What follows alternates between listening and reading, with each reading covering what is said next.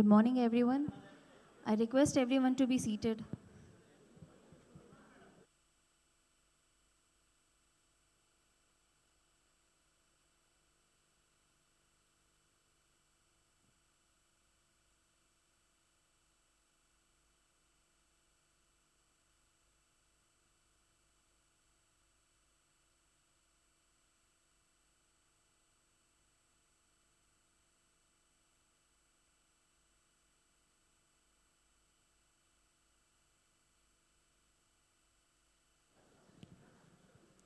I request our esteemed guests to take their seats so that we can begin with the session.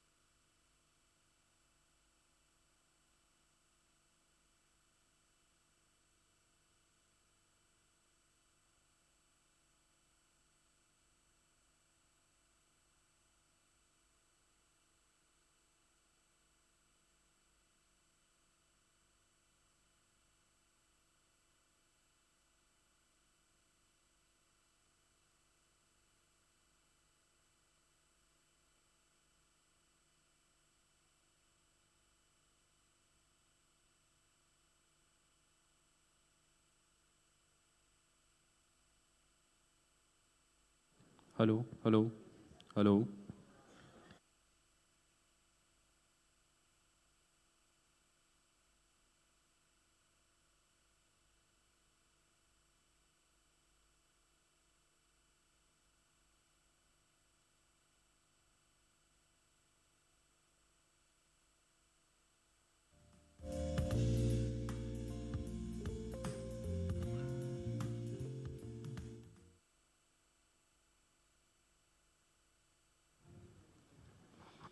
Good morning, everyone. I, Ankita Mishra, And I, Kushagra Sharan, from IFHE University, welcome you all again to Technical Session 5, Future of Work and Skill Development. In today's rapidly evolving socio-economic scenario, the future of work and skill development emerges as a critical theme that demands attention and strategic foresight. As we navigate through the fourth industrial revolution and grapple with the transformative forces of automation, artificial intelligence, and globalization, the nature of work is undergoing unprecedented change, reshaping industries, economics, and societies at large. The session on future of work and skill development endeavors to delve into the multifaceted theme, exploring the opportunities and challenges presented by the shifting paradigm of labor, technology, and education. By engaging in dialogue and collaboration, we aim to chart a course towards inclusive, equitable, and sustainable pathways for skill development and employment generation. Through the exchange of insights, best practices, and innovative solutions, we aspire to empower individuals, communities, and nations to harness the transformative potential of the future of work, ensuring that no one is left behind in the march towards progress and prosperity. Now, I would like to call upon stage Dr. Kalsi, sir.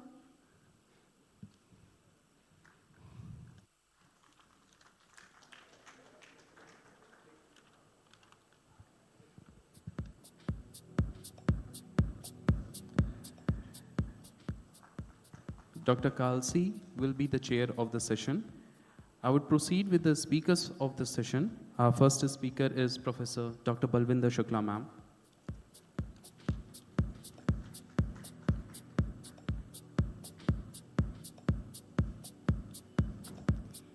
Our next speaker, Professor Raj Nehru.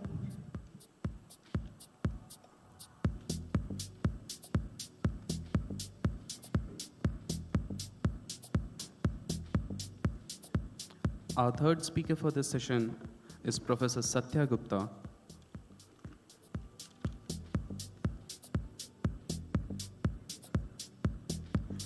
And the last speaker of the session, Mr. Praveen Dwivedi.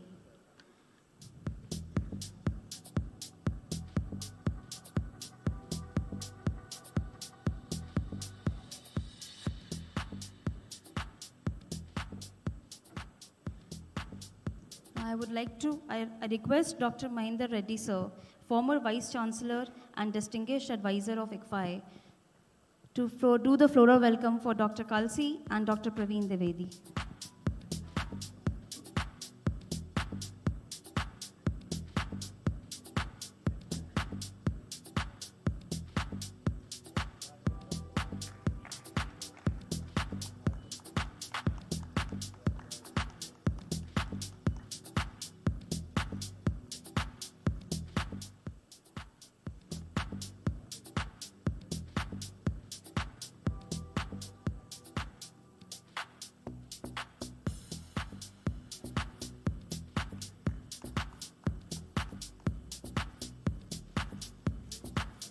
Thank you, sir. Now I request Alicia Gatpo, ma'am, the Vice Chancellor of ICFAI University, Meghalaya, to do the floral welcome.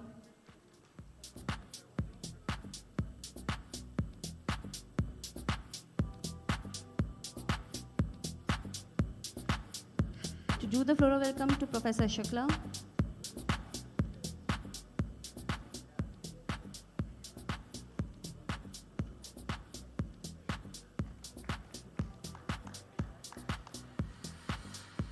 Professor Nehru.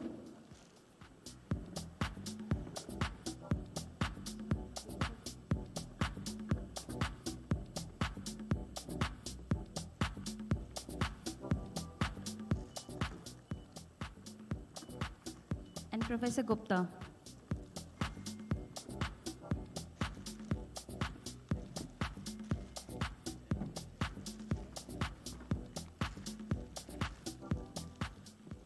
Thank you, ma'am.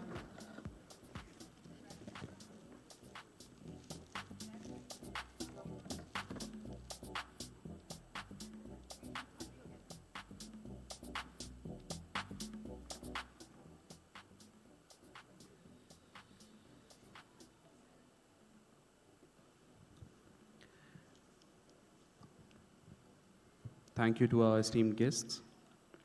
We now move on to get acquainted with the chair of the session, Dr. Nirmaljeet Singh Kalsi.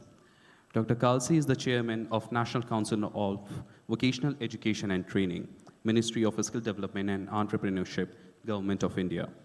He was earlier chairman of Punjab State Police Complaints Authority after superannuating as additional CS, Home Affairs and Justice, Government of Punjab. He was in public service for 38 years, including 7 years in Ministry of Home Affairs, Government of India, 1 year in NTPC, and 2 years in Railways. Dr. Kalsi obtained BE in Electrical Engineering from the University of Roorkee, which is now known as IIT Roorkee, and MTech in Computer Technology from IIT Delhi. He later obtained PhD from Thapar University, Patiala. He attended executive education programs at Harvard Kennedy School and Cambridge Judge Business School. We welcome you, sir.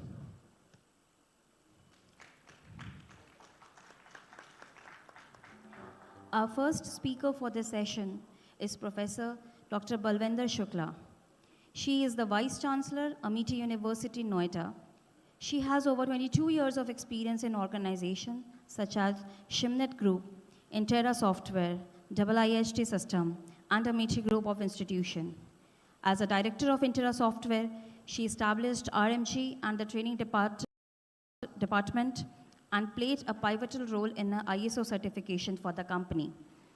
As the head of corporate planning and head at Shimnet Group, she was instrumental and responsible for increasing the business turnover by 300% in the first year itself and establishing a strong process-driven organization and a strong sales force.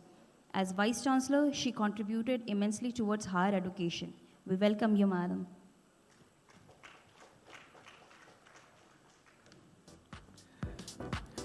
I now move on to our second speaker, Professor Raj Nehru, Vice Chancellor, Shri Vishwakarma Skill University, Gurugram, Haryana. Dr. Raj Nehru is the founder Vice Chancellor of the country's first state skill university.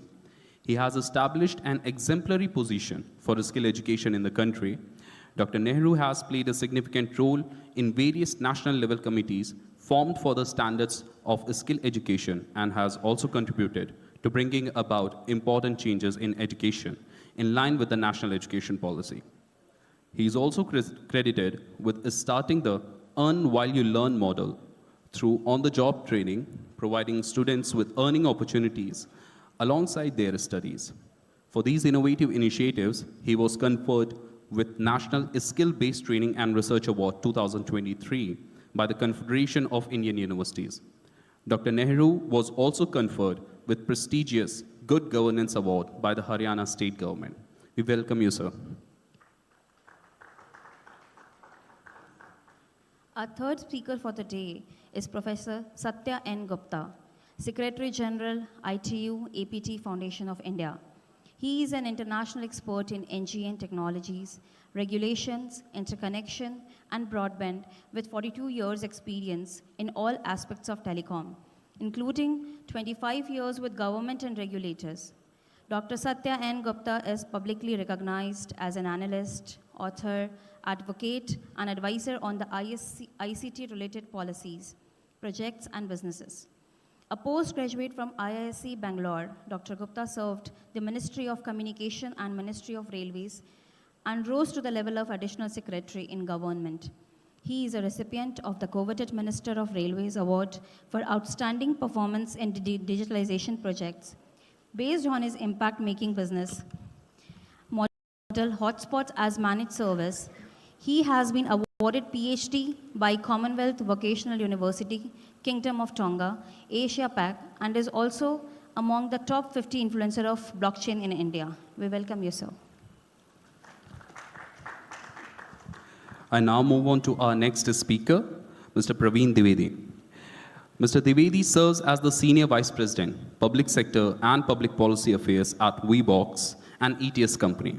He is a distinguished alumnus of IIM Raipur, holding a postgraduate executive certification in general management, and of ISB Hyderabad with an executive certification in understanding public policy in India.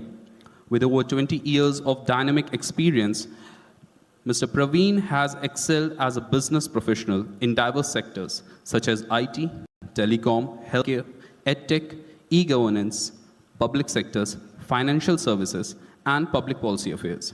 His professional journey includes significant roles with technology giants like Hughes, Intel, Ericsson, and Hitachi. Mr. Praveen has witnessed and contributed to the evolution of technology and its profound impact on various fields, reflecting his deep understanding of technological advancements and their societal implications. We welcome you, sir. Thank you for. Now we will have commencement of unique initiative of AIU VBox Skill Report. I request to chairperson of the session, Dr. Kalsi, to come and sit by clicking the button, and I request Mr. Praveen Dwivedi, Senior Vice President, Public Sector and Public Policy of Affairs at VBox, to accompany the commencement.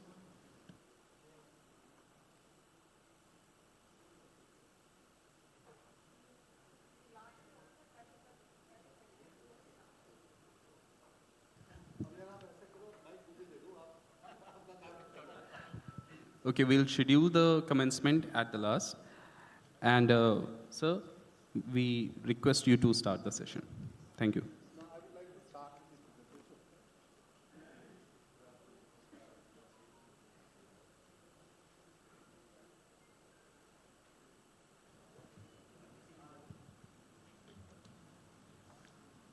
Very distinguished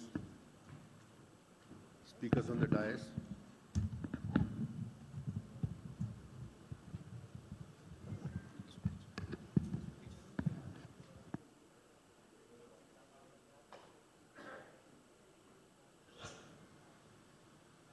AIU, Honorable Vice Chancellors,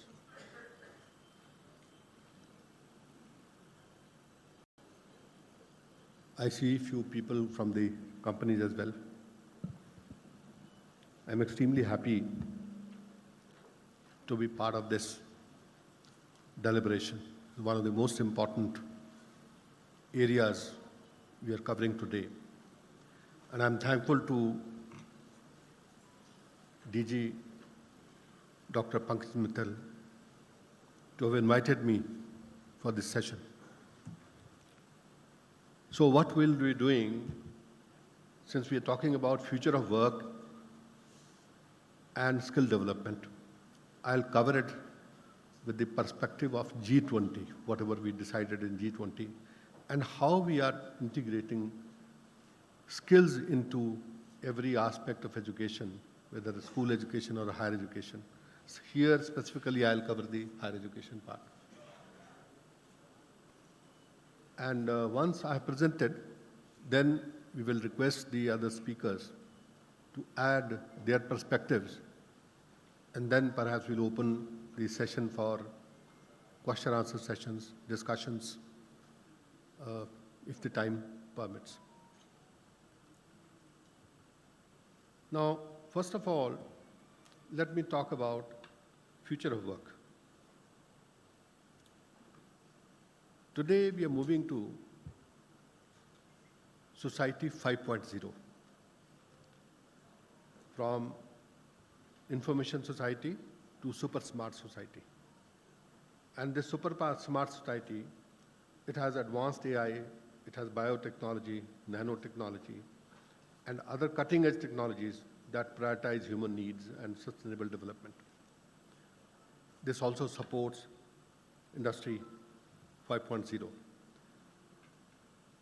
But let's look at the 13 most important megatrends, transformational megatrends, which are generating future trends.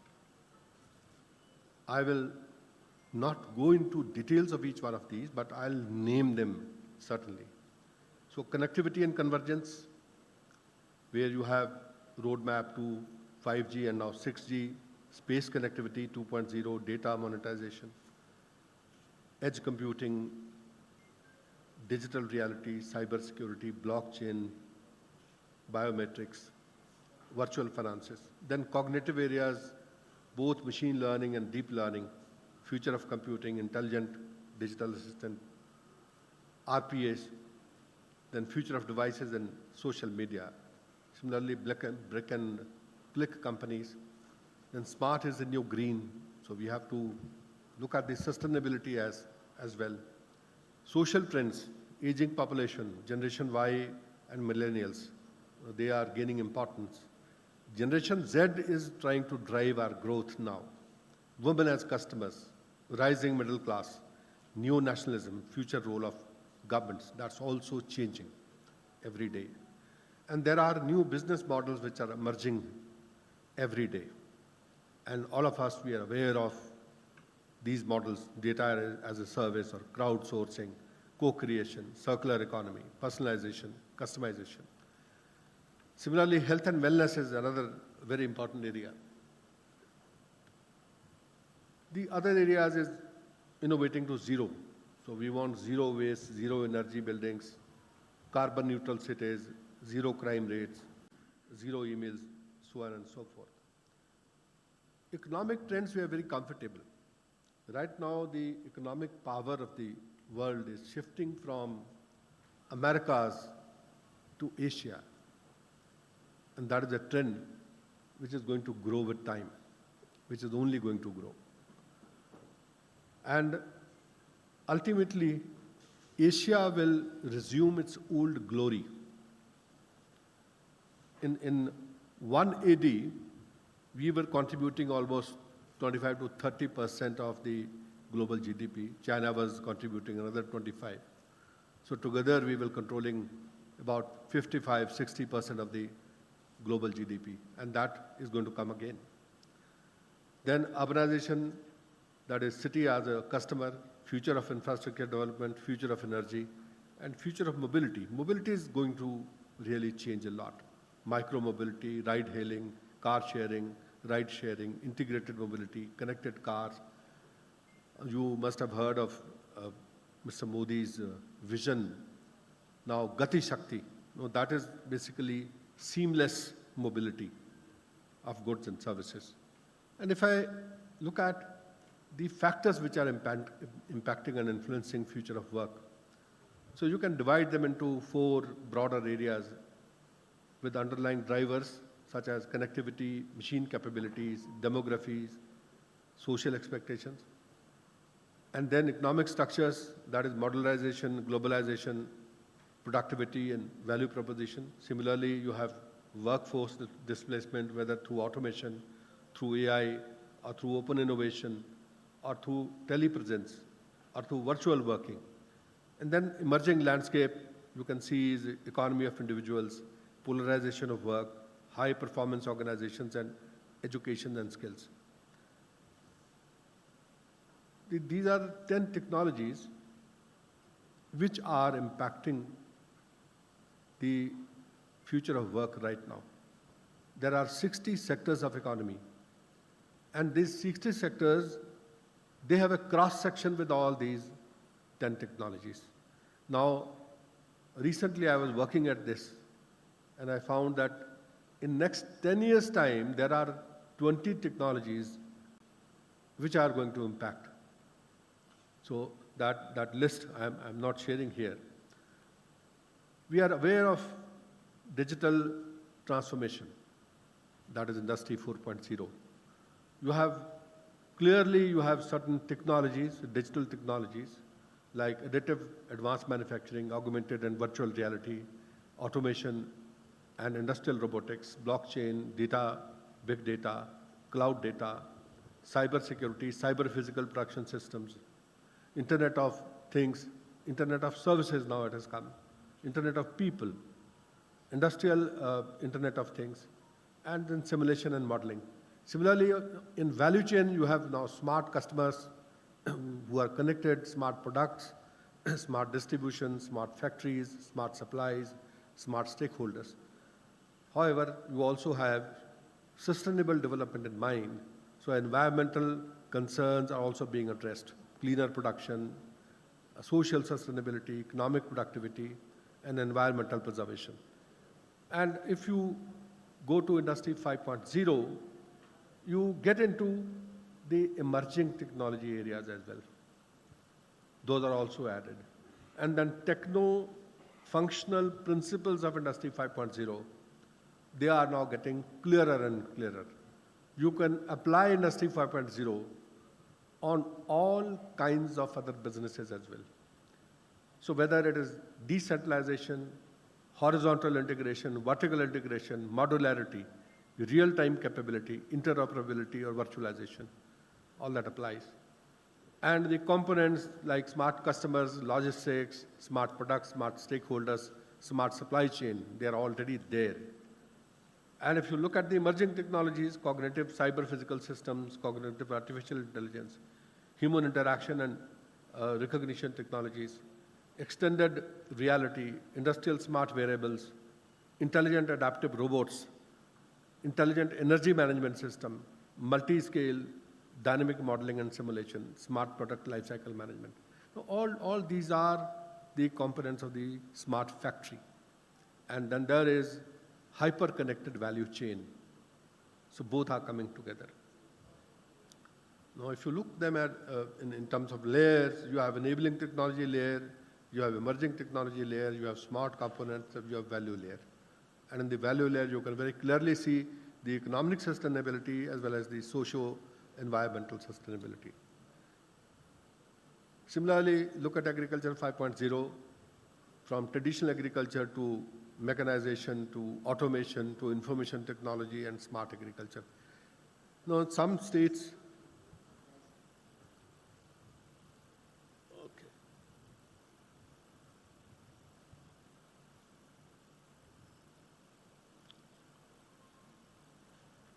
yeah, sorry. These are the 4 layers. Thank you for telling. I think it's very difficult for you people to actually look back. So some states are somewhere between level 1 and 2, some are between level 2 and 3, but very few states are between, say, level 4 or level 5. So that's what we are right now working at. So Agriculture 5.0, I made a detailed presentation on this to all 68 vice chancellors of the agricultural universities of the country. There are 74 of them, but 68 were present, and 108 research institutions of ICAR. So a detailed presentation was made, and I'll share part of that presentation with you people also, because ultimately they have to work with you. They cannot do it alone. Now look at the kind of digital technology layers in agriculture which are coming up, right from data gathering to data transmission to information processing to cloud computing to data integration and analytics to user interfaces. So these layers are also coming in agriculture as well. And Government of India is doing this through DPI, Digital Public Infrastructure. Now, this concept of digital public infrastructure is outstanding. This is something which we have, whereas no other country till date has been able to establish it. So you talk about your UPI, you talk about Bheem, you talk about your Aadhaar card, your mobile, your bank account. Now, you have created such a beautiful digital public infrastructure. You have built the trust with the use of technology. And today you can access each and every citizen of the country at will. You can target the service delivery. You can target the subsidies. That is possible. And you look at the numbers, huge numbers you are creating. And education is part and parcel of this digital public infrastructure. You see the APAR number. You see now ABC has come in here, and you have seen Diksha, you have seen Skill India, you have seen virtual labs. Now all these are ultimately going to be part and parcel of this. One nation, one data, again, is same thing. Just one expansion of UPI. Every month, we are transferring something like 16 lakh crores. 16 lakh crore har mahine transfer hota hai. Now it is 18 lakh crores. So that means in 1 year, how much money you transfer? You transfer more than 200 lakh crores, whereas your national budget is 45 lakh crores. So you are rotating the same budget how many times? More than 4 times. So that is the volume of business this UPI is creating. और छोटे से छोटा person इसके साथ जुड़ा हुआ है. Now I was very surprised कि जो रोड साइड पे भीख मांगने वाले हैं उसने भी अपने कॉले के नीचे वो अपना UPI लगाया हुआ है. आप कहते हो टूटा नहीं है, छोटा नहीं है, तो वो ऐसे कॉला उल्टा करता है, यहाँ से स्कैन करके दे सकते हो.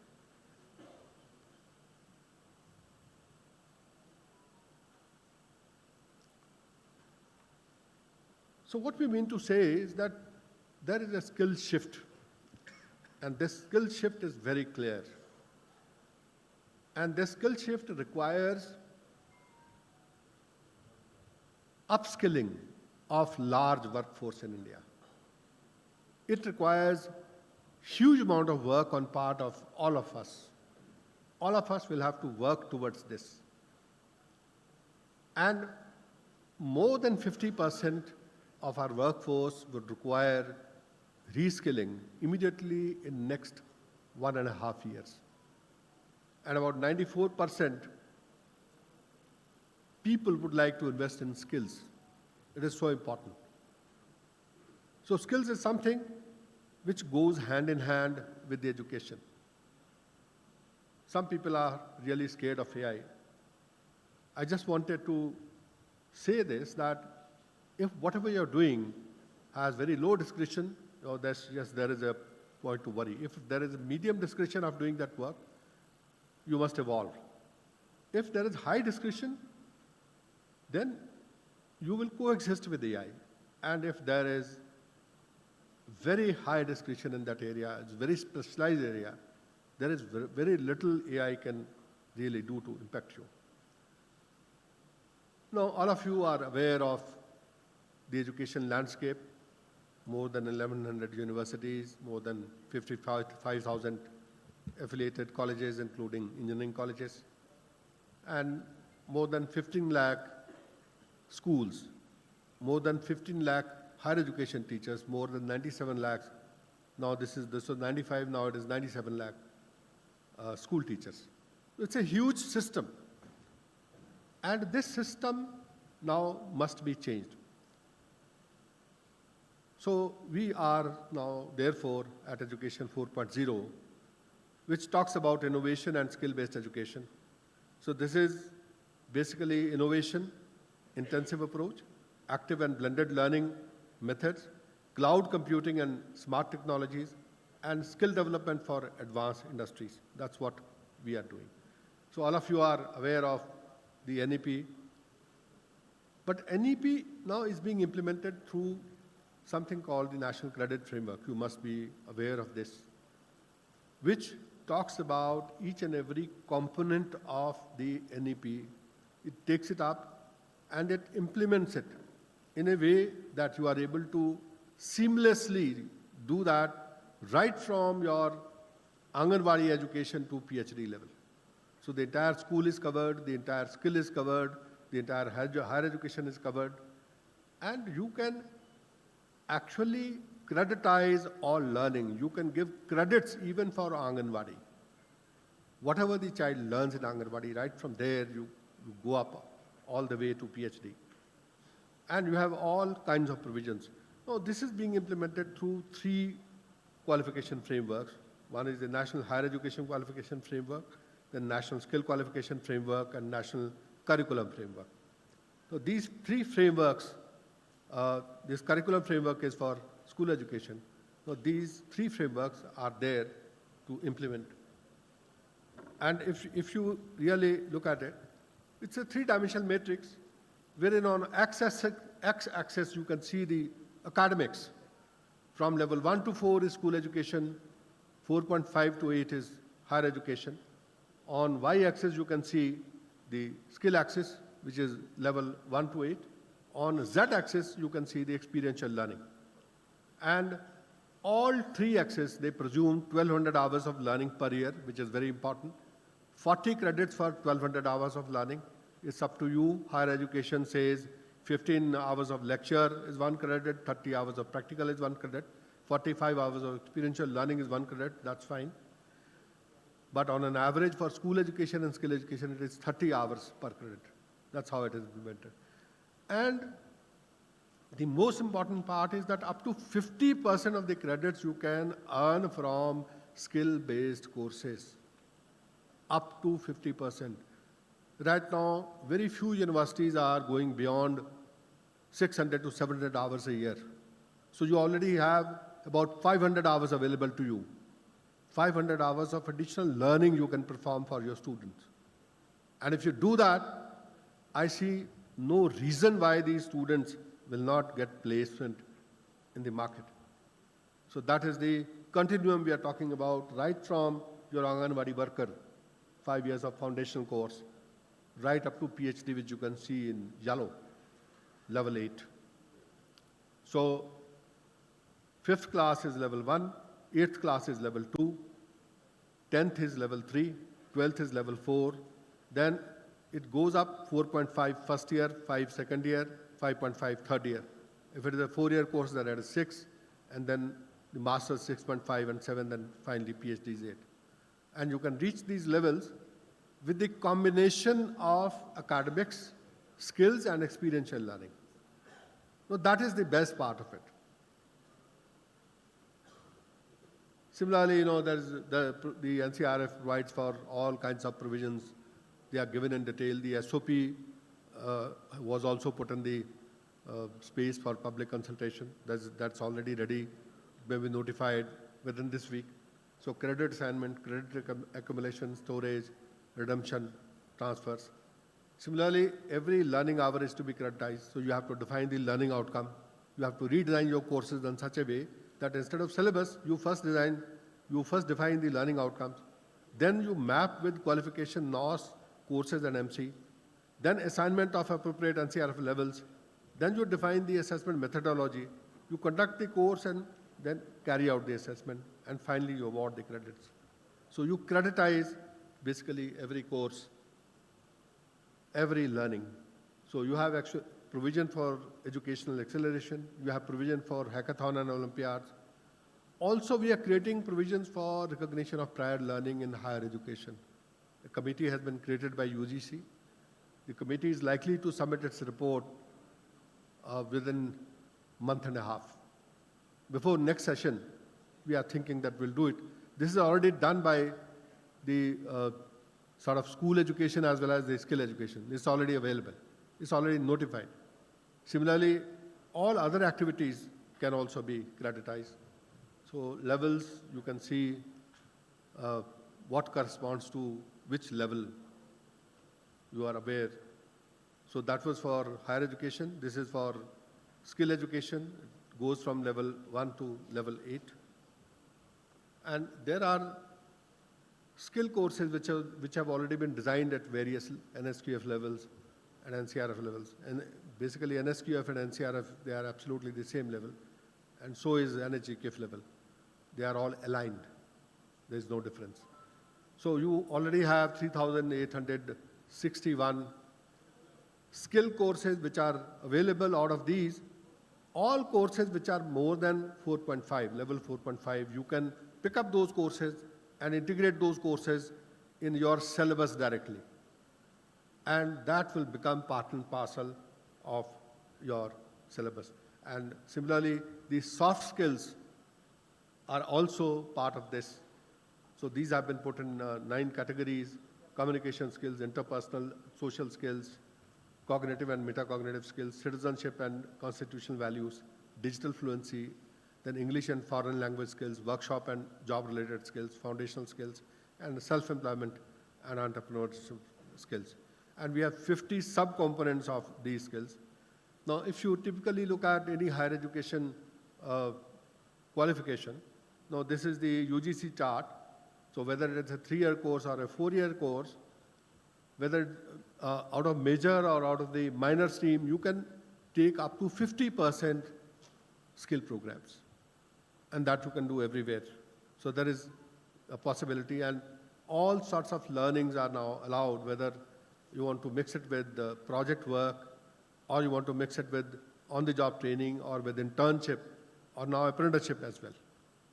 So all these methods would be available.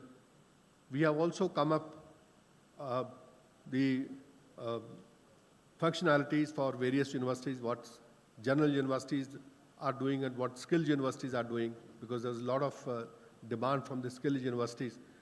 So, for example, in general university, the entry criteria is 10+2, while for skilled universities, it is 10th grade.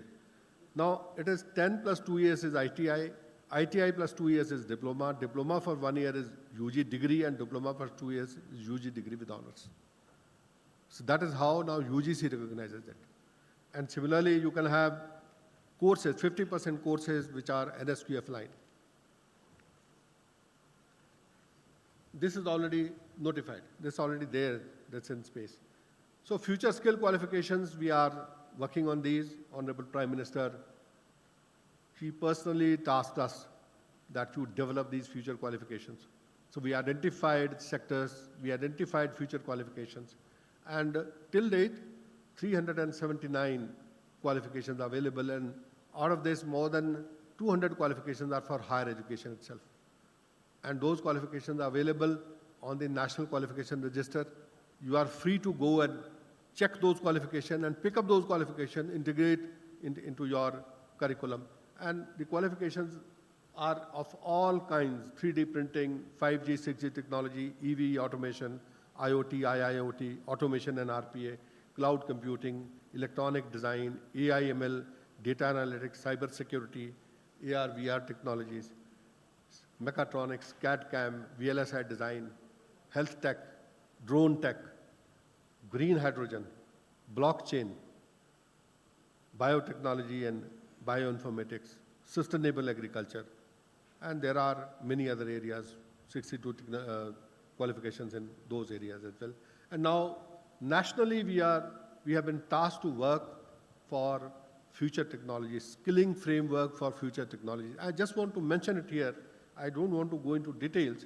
So green skills, green energy skill framework, digital skill framework, national plan for AI skills, and national plan for semiconductors.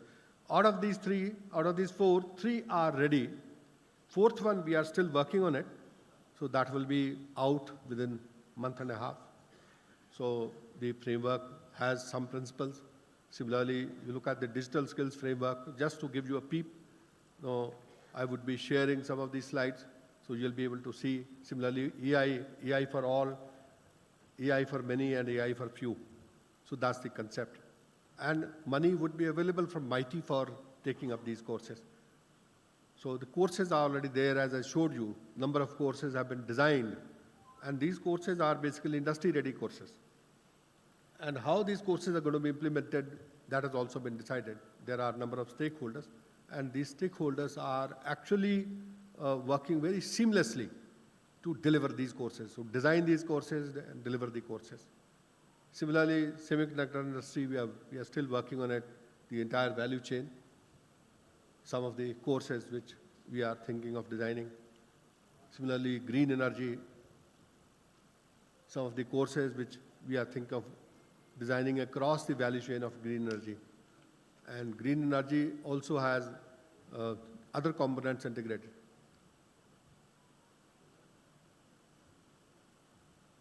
So Industry 5.0, Sustainable Development Goals,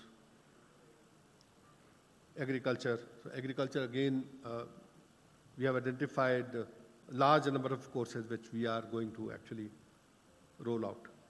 And we are still working on these courses. So as I told you, higher education institution can just pick up the qualification.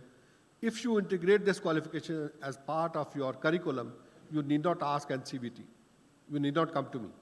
But if you want to offer this qualification for a student who is outside your ecosystem, then you can become the awarding body of NCVT, which is a very simplified process. And then the qualification, whatever you bring in, would be approved at the national level. And you can also use the Skill India logo. So NCVT would be happy to give you all kinds of help, assistance in becoming the awarding body. So I would like to stop here, and I would like to now invite the other speakers to give their thoughts on skill development, future of work and skill development.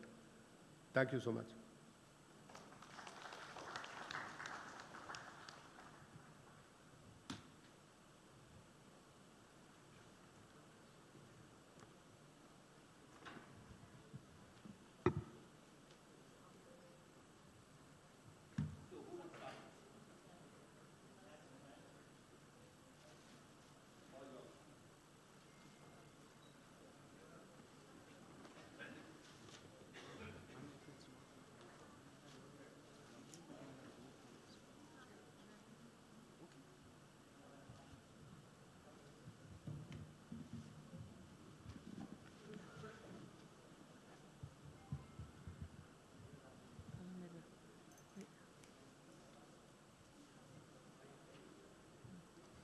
Front tab कौन सा होता है?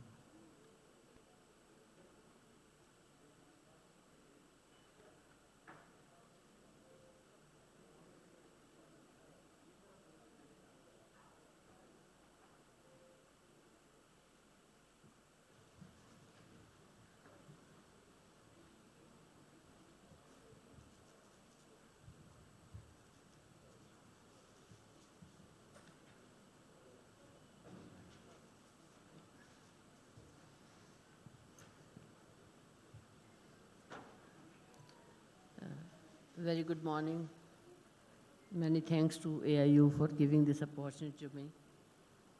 And I want to thank our chair who has covered all aspects of future of work and skill development. So where Professor Kelsey has left, I will add further for the workplace and skill development. So since the vision document for Viksit Bharat has come, and if we link with the Viksit Bharat 2047 and during the Amrit Kal, how we can achieve that goal. So the first and foremost sector which Viksit Bharat is the empowered citizen, and how that through the affordable health, wellness, education and skilling, women-led development and caring and inclusive society to be achieved. And more than 10% of the in global agri and allied exports, and also to be the integral part of global value chain, manufacturing hub, and the service hub, the India to be, and the two the among top 3 global tourism destinations by 2047, and India to be the sporting hub, and amongst the top 5 innovative countries globally, and the global renewable energy hub and the global startup capital. That's what is envisioned for India. And amongst the cleanest manufacturing, the hub in India to be.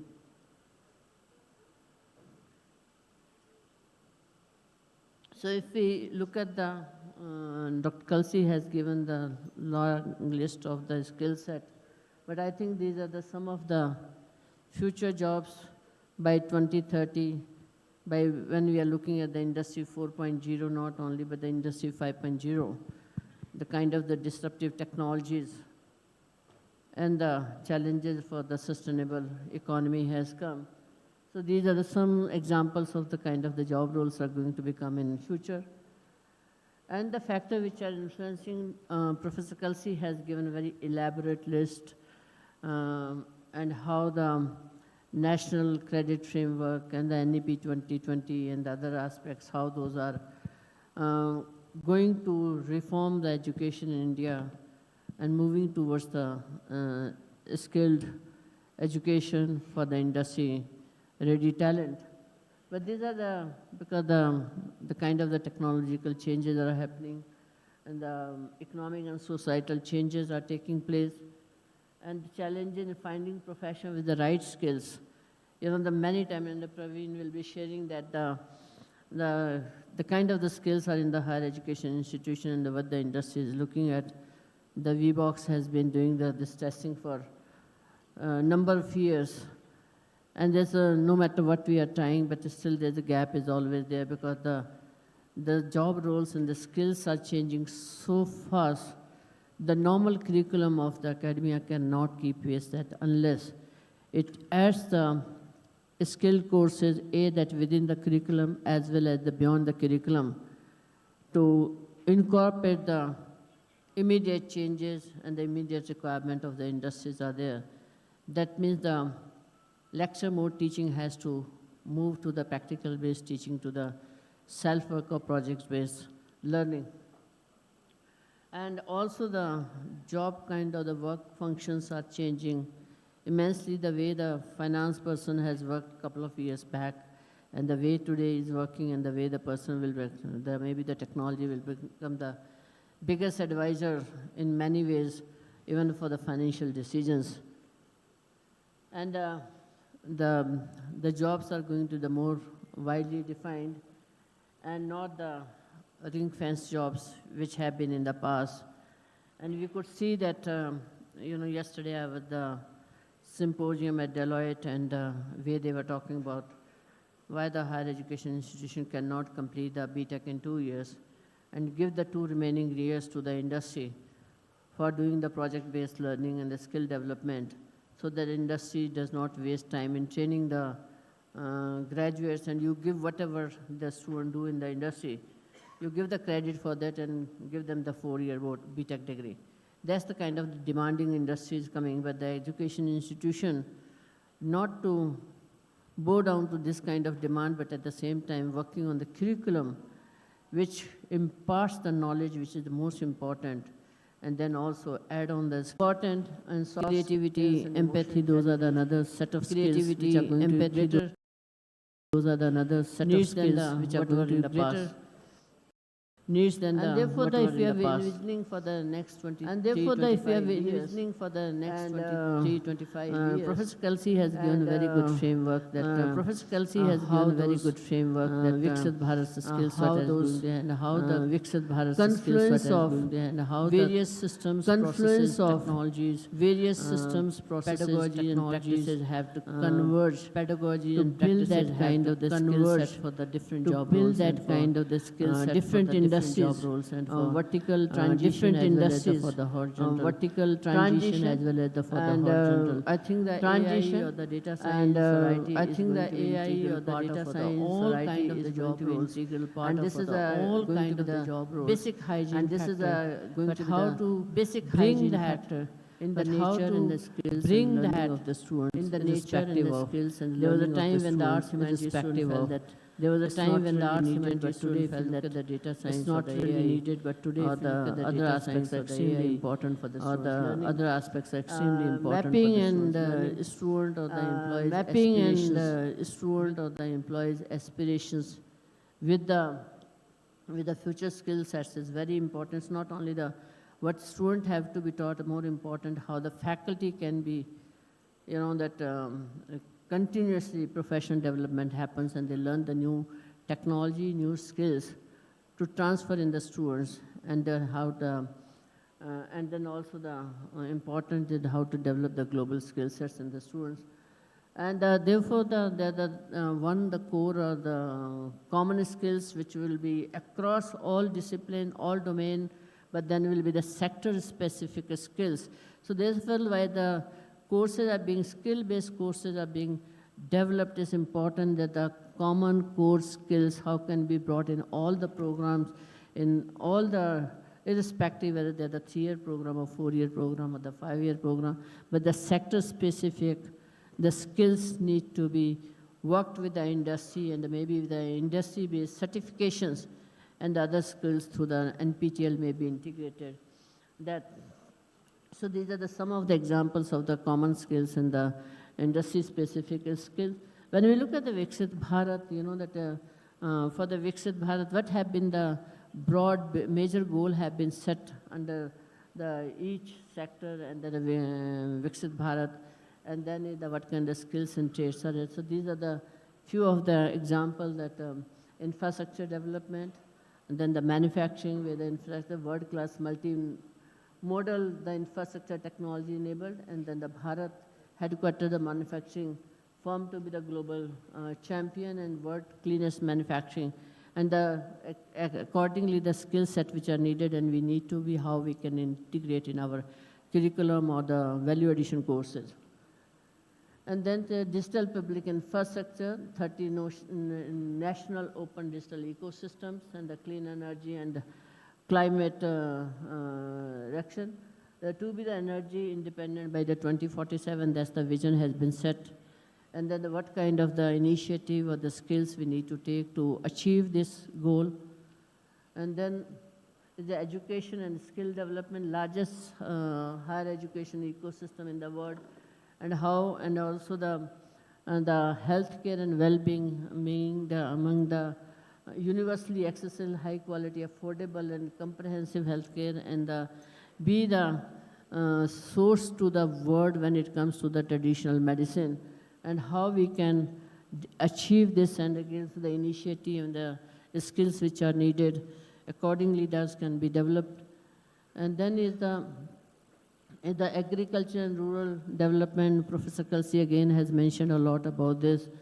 And then the technology and innovation, when we talk India to be among the top 5 innovation nations in the world, that means a great opportunity for all of us and how we can inculcate or integrate in our education research innovation which will lead to the one side the commercialization of technology and the other side the startup and entrepreneurship development.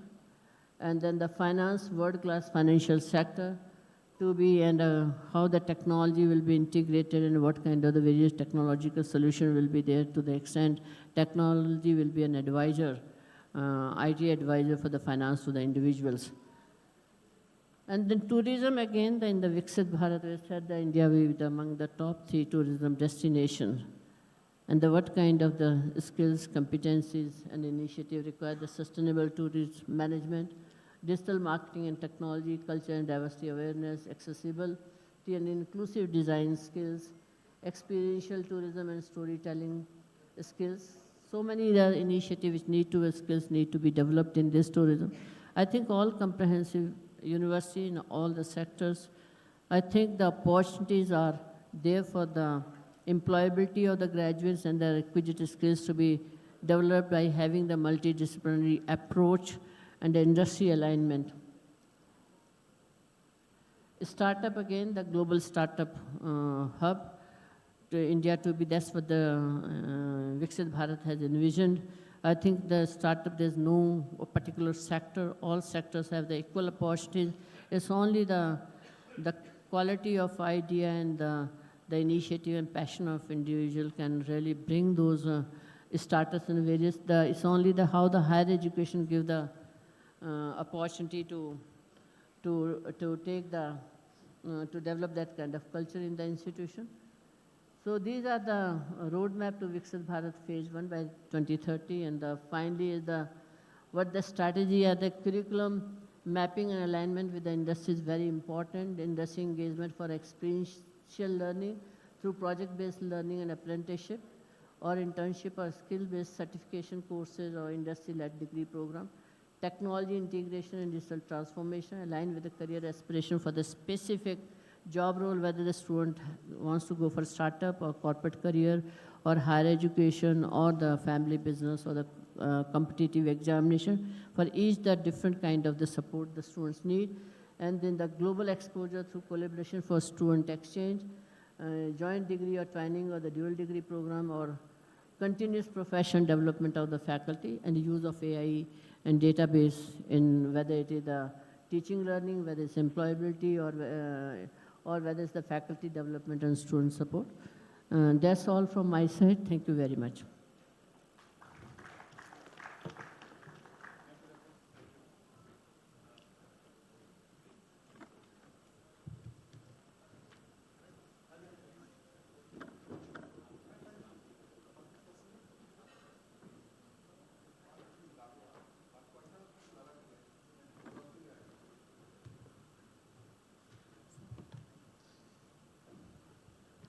So I have been given instructions to keep track of time at 2 places. Here is one more note I have in front of me.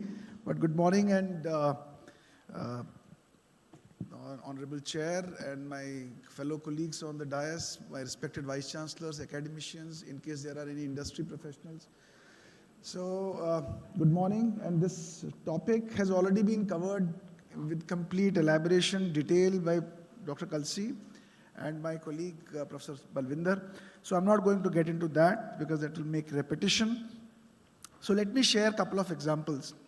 In my 25 years of IBM, I spent almost 15, 17 years in IBM. And I used to head HR in India for almost 3, 4, 5 years, and then later moved into a global role and used to hire leadership development professionals, human resource development professionals for the larger South Asian geography. So what we used to do at that time, because we had to get data from various regions, as an HR head and as an L&D head, I had to get data from different regions. So I would normally have youngsters coming as graduates with IT skills who can do some pretty good work in Excel and collect data from different regions on human resource management and development part. And then every month we used to have a monthly review meeting, and in that meeting we had to present that data to our CEOs, CFOs, so that the monthly progress can be reviewed. So normally what we would hire is graduates with IT skills. And the expectation was that they can work in Excel, they know the pivot tables, they can do some VLOOKUP, and then they can provide some report to us. But in last few years, because I have moved to university model from a corporate, I have been interacting very regularly with my HR colleagues, and they say Now we hire graduates, but we don't expect them only to know the VLOOKUP. We don't want them only to be expert in pivot and analyze the data and present to us. We want them to prepare the reports out of it. We want them to provide us with the larger depth of the information. And that has made them to change the profile of hiring that they used to hire earlier. So the skill sets that are expected from graduates in terms of not only being able to work on a data set, but also interpret the data and convert the data into a presentable report where decisions can be taken at the higher level. And this has gone across with many professions, like marketing as a profession. So earlier we used to hire marketing professionals that they should be able to run campaigns, but today we are looking at marketing professionals not only who can run campaigns, but who can design campaigns and who can work and integrate with the larger technology. So there's a very big shift in the way recruiters are today changing the recruitment profiles. Now, why am I telling this to you? Why I'm telling this to you is because ultimately these institutions are looking at academic institutions, and they expect that what changes are happening inside the industry, what kind of job roles are getting emerged and changed in the industry, the educational institution should be able to provide us that information or provide that kind of data. Now, when I looked at it a little bit more closely, what I found when I left the corporate, the kind of business model we were at that time. You see, in corporate or in a business world, there are two important things. One is the human resource, and on the other side is the revenue.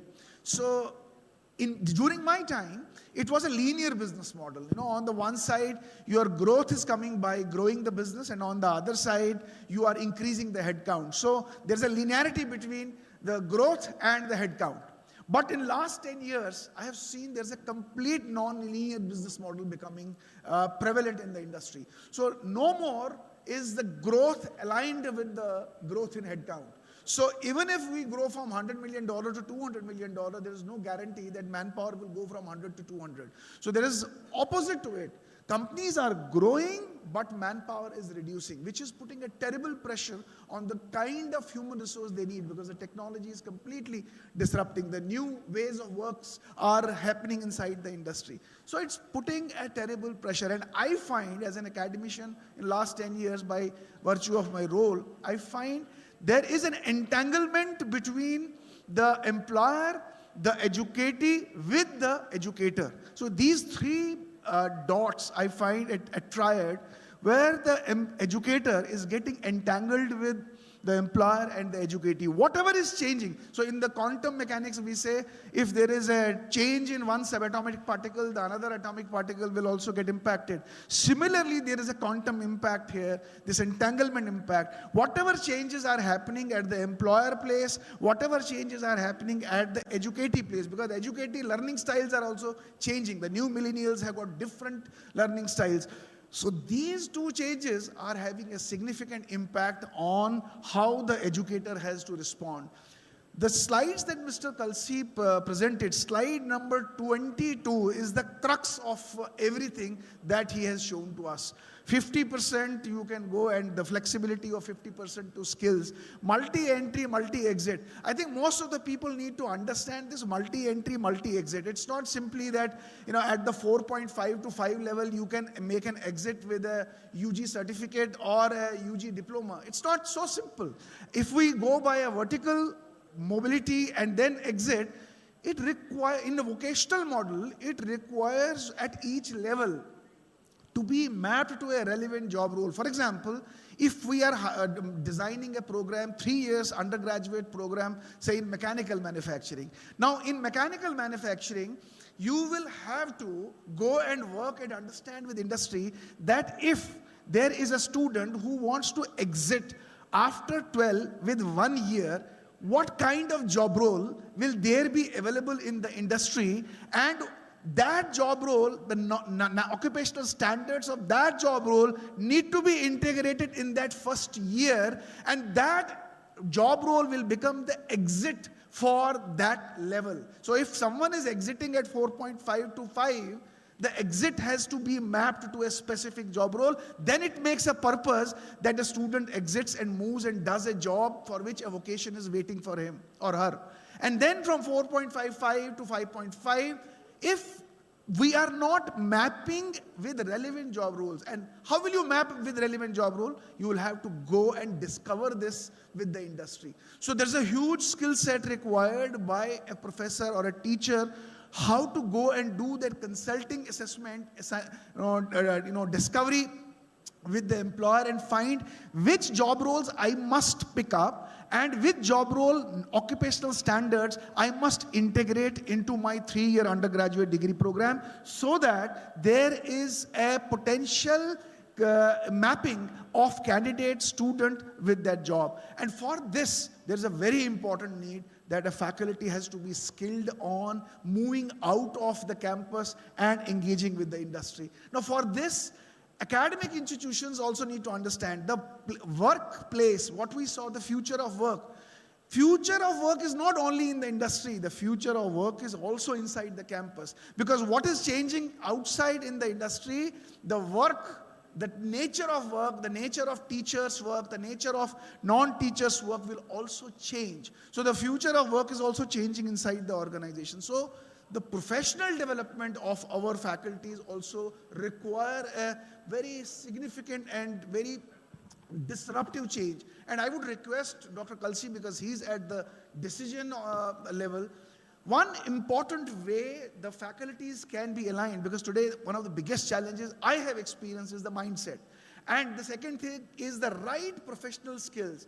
The professional skills need to have a larger component where faculties are working in industry. Now, there is no standard mechanism today available in the academic institution. So I would request at the policy level, there must be an exchange model where faculties exchange with the industry professionals. They come and they work in the industry. Like for example, UGC has brought in the professor of practice, but that's only one side. They are going to come. Whether they will come or not, that's $1 million question.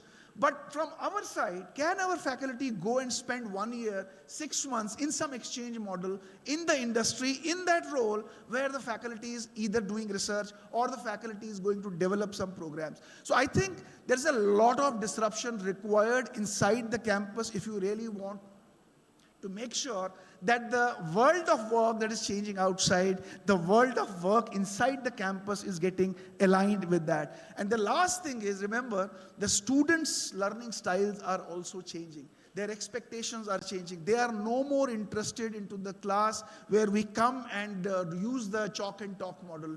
They are more interested in looking at how teacher is becoming a role model, how teacher is inspiring them, how teacher is facilitating the content or the topic, how teacher is using innovative practices, whether it's a microblogging or whether it is using certain gaming or certain simulations. But for that, teachers also have to learn the skills of developing such kind of mechanisms. So their pedagogical interventions have also to be aligned with the learning styles as well as the changing business model. So I'll stop here because time is short. We'll handle these things in question answer session. But I think Professor Kalsi and NCVT has done a disruptive work. Please look at the slide 22 and some specific recommendations they have made. It's wonderful. It's tectonical shift in the academic world, and if it is adhered to, I think India can achieve that 2047 dream of becoming a developed nation. Thank you.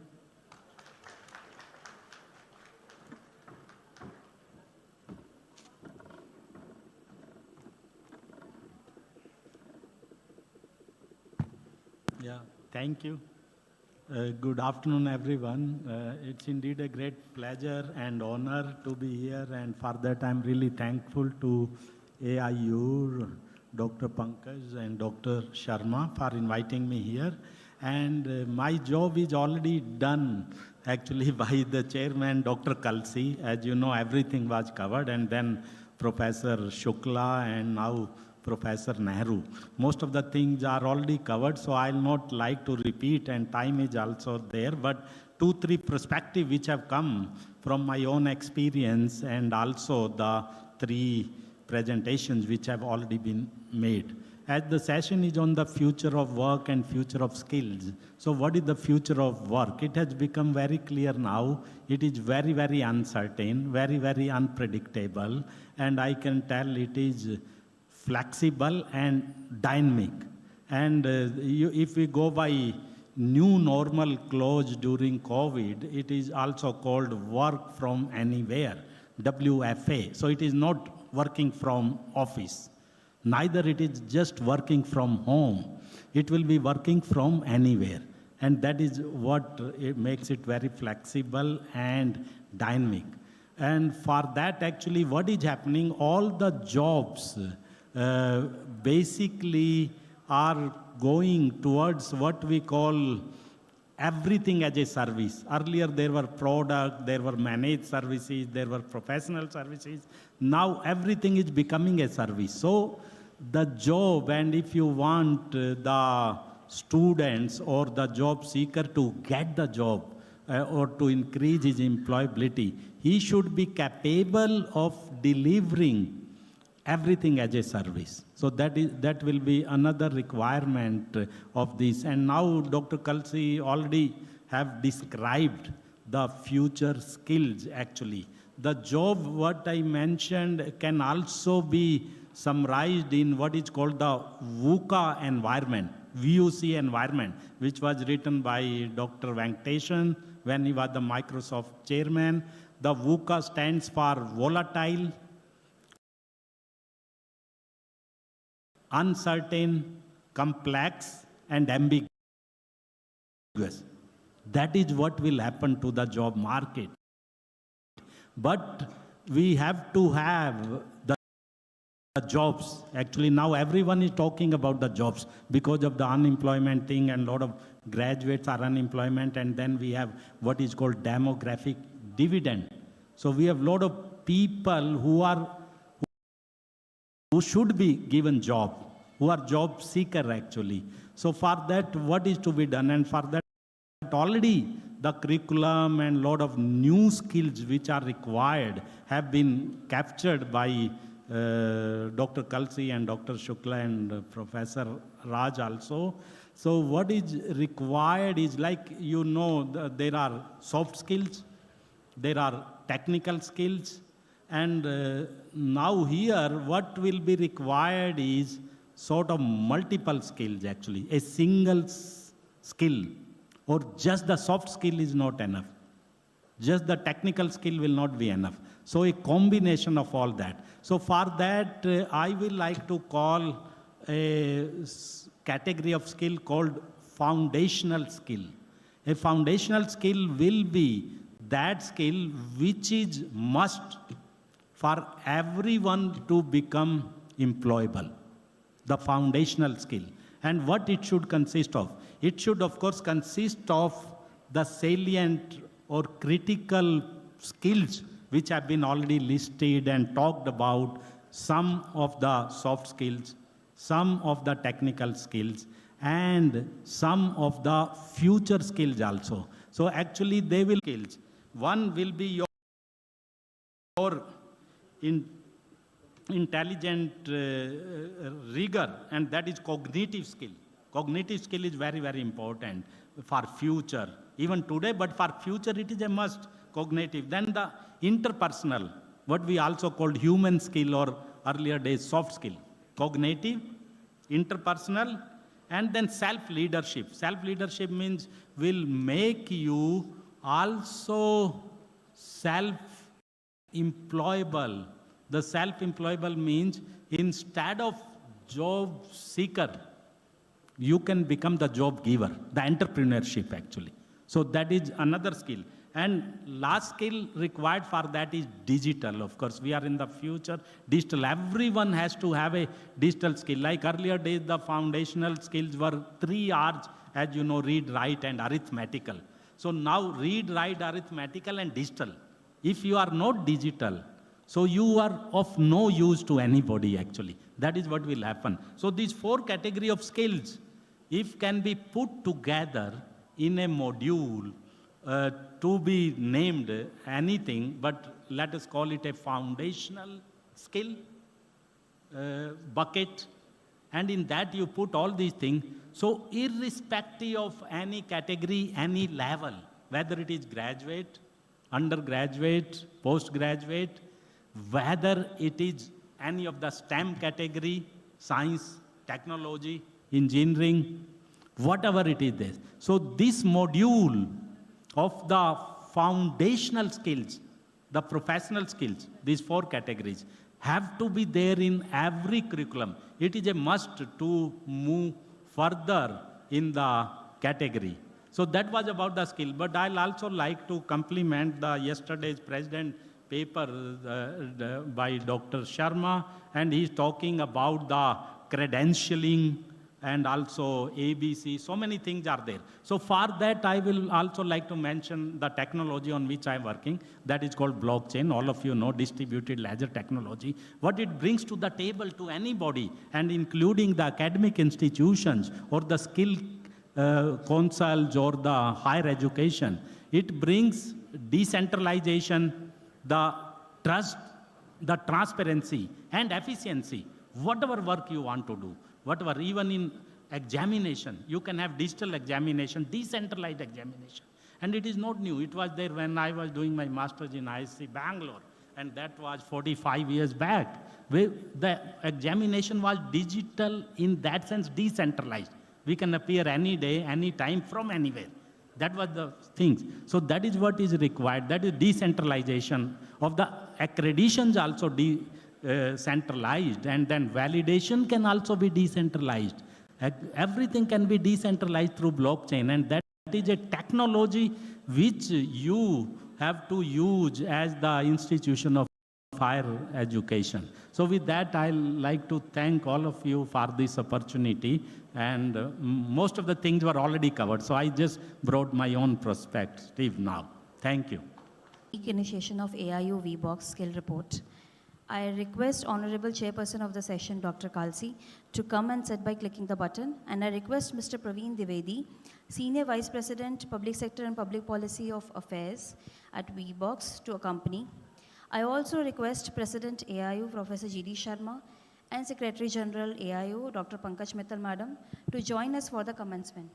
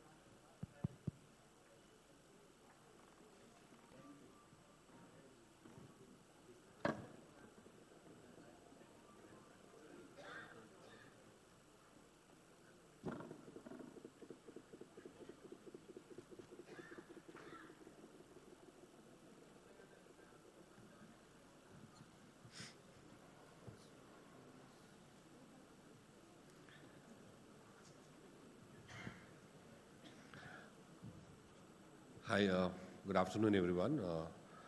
Thank you so much, Dr. Mittal, G.D. Sharma ji, AIU, who gave us this opportunity to be here and commence the India Skills Report. Thank you so much, Nirmal sir. You have been always a guide to us, and thank you all distinguished members, panelists here at the dais. Such a auspicious day, it's Ram Navami, and we have all the academicians, all distinguished vice chancellors here. So I think nothing better than this. In your presence, we can vouch for making India Skills Report 2025 a big success.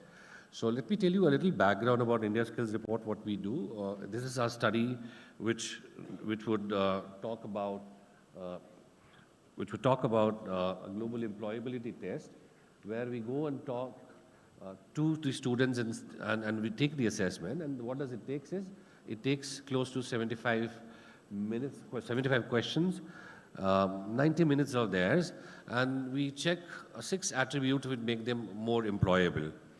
So that's where we talk about India Skills Report, and this is what we have been doing for more than a decade. This will be the 11th edition of report, And we have been into this journey making India skills report for the country. And I think, you must have all some time or the other, what must have witnessed. And with AIU, with the support of AIU and our partners, your support, we see the kind of participation which comes here. The only request, the last year we had a participation of 3.88 lakh students whom we could reach out to. This year, all of our partners, including CII, AICT, AIU, we have all vouched for going at least to 1 million students. And there, definitely, I would need all of your help. Now, when we look at what we are going to talk here is the emerging trends. And emerging trends, currently till date, if you look at 5 million students would have taken this. And this is the cycle when we started way back in 2013, how AIU came, how other partners like AICT and Google came in. Then we have ETS, this is best news which we have in the last 10 years. ETS, the world's largest research company and assessment company, has acquired VBox in 2023 November. So we are ETS VBox now. The framework of the assessment is based on the World Economic Forum recommendations, which talks about technology use and development, which talks about working with people, problem-solving skill sets, and the self-management. This is how the World Economic Forum suggests us to do. If you look at the competency which is being measured here, is digital fluency, critical thinking, the most, that's the ability which will come as a question in those all 75 minutes of question which they will do. English language proficiency skills and numerical understanding. So these are the areas which is being tested while we are looking at the competency skill framework. If you look at from a scalability, the platform is absolutely robust. Now we work in the assessment place with the larger universities like BITS Pilani, Pune University, and so on and so forth. We are working with the enterprise section. We work a lot with the government of India for assessing, And so it's absolutely scalable. There is an ease of integration, definitely. So if you look at from a larger perspective, we are absolutely a robust platform to offer any set of services. And the test details would be, it's an English language test. Mode would be online, and reports are instant. That's how it works. The process is like, the campuses first register themselves. Once the campus has registered themselves, on 1st of July, this test will get open. So the registration can happen today onwards. So I request all the members from the universities here, all the VCs, all the professors, that you should tell your campuses to register themselves first, and then from 1st of July, the test would be available for all the students to be taken. So they go and register themselves. Once they have registered, they can go and take the test, and of course that the report will be generated. And with that report, we do our own data intelligence, and after that, the skills report 2025 will be unveiled in the month of November, most likely. The partners, thank you so much to all our partners, Association of Indian Universities. Pankaj ma'am, you have been really an appreciation to us. You have such a support to us. Can't forget it. AICT, Dr. Sitaram is here. He has also been a great support to us. Google definitely as a partner has been done. CII, since day one, we are working with CII, and tagged is one of the People's Strong's offshoot company. So so what we do is, I leave you with this page. Please take a note of it. You just click a photograph.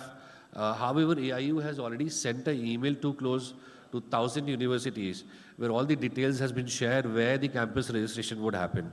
And please, I request all of you, make sure that we reach 10 lakhs. It's not a big deal. What you need to do is you need to just help me out, help us out, and this is absolutely free of cost.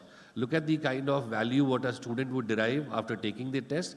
They will get to know how employable, what is the area of interest, and basis this, we give this report to the employers who would bring in similar kind of skill sets.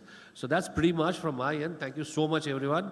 And I'll take a leave now, sir. Thank you so much.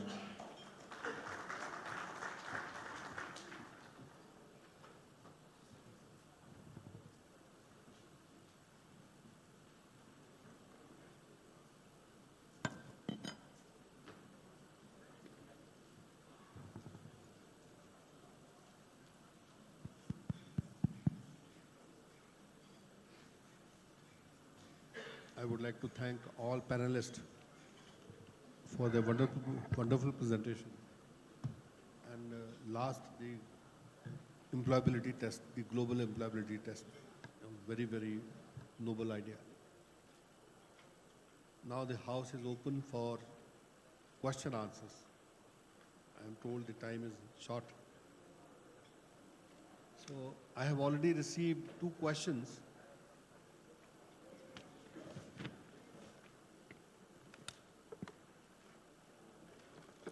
First question is how to shoo away the social media, which is impeding the learning in the university.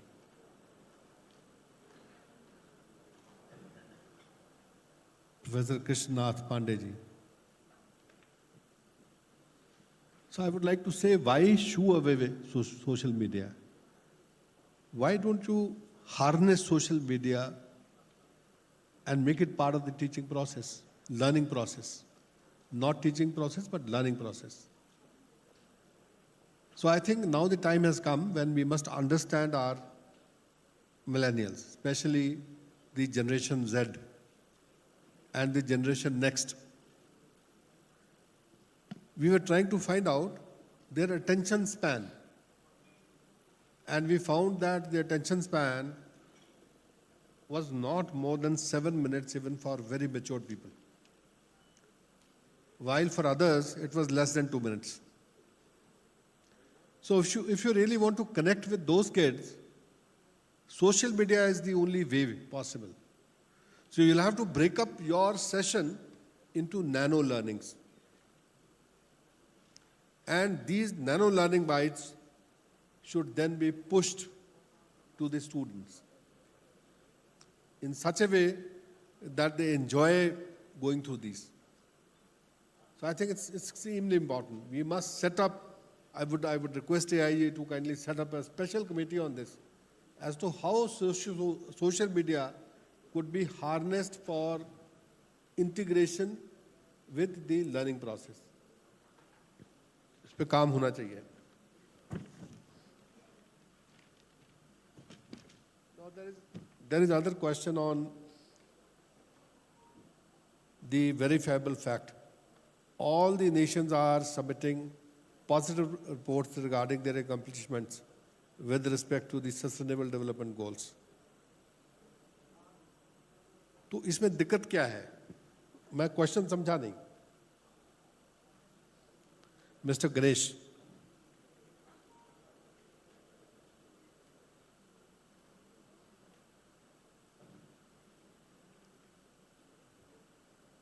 I request the volunteer to please give the mic to Dr. Ganesh. Please give a mic.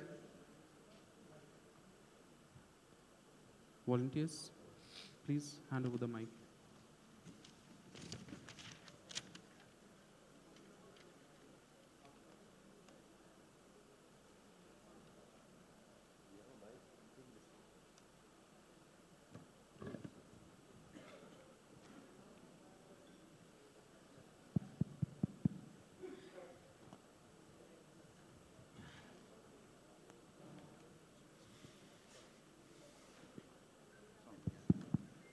Namaste, sir. Thank you very Hi, much. Namaste ji. I'm right at the back, so thank you very much. I think you've posed the question that I have shared with. It's actually for everybody. It's something that has bothered me a lot. Every country on earth is giving positive reports about their accomplishment and work towards the attainment of the Sustainable Development Goals. But when you look at the numbers dealing and the dates corresponding to the World Overshoot Day, clearly the planet is losing. How is it that the countries are winning but the planet is losing?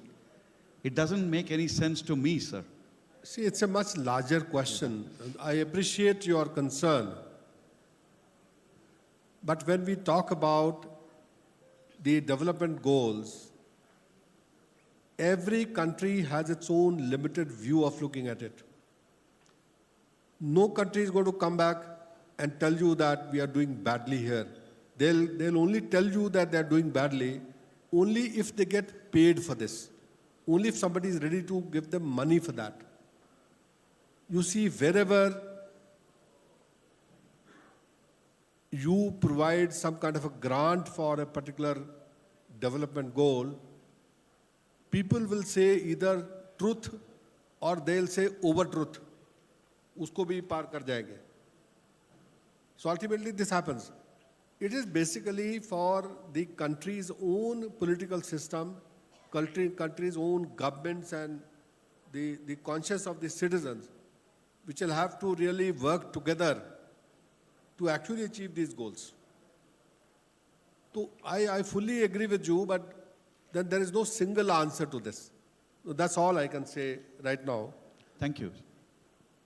Now the other question is, what type of package of skill courses are required for UG, PG students for employment?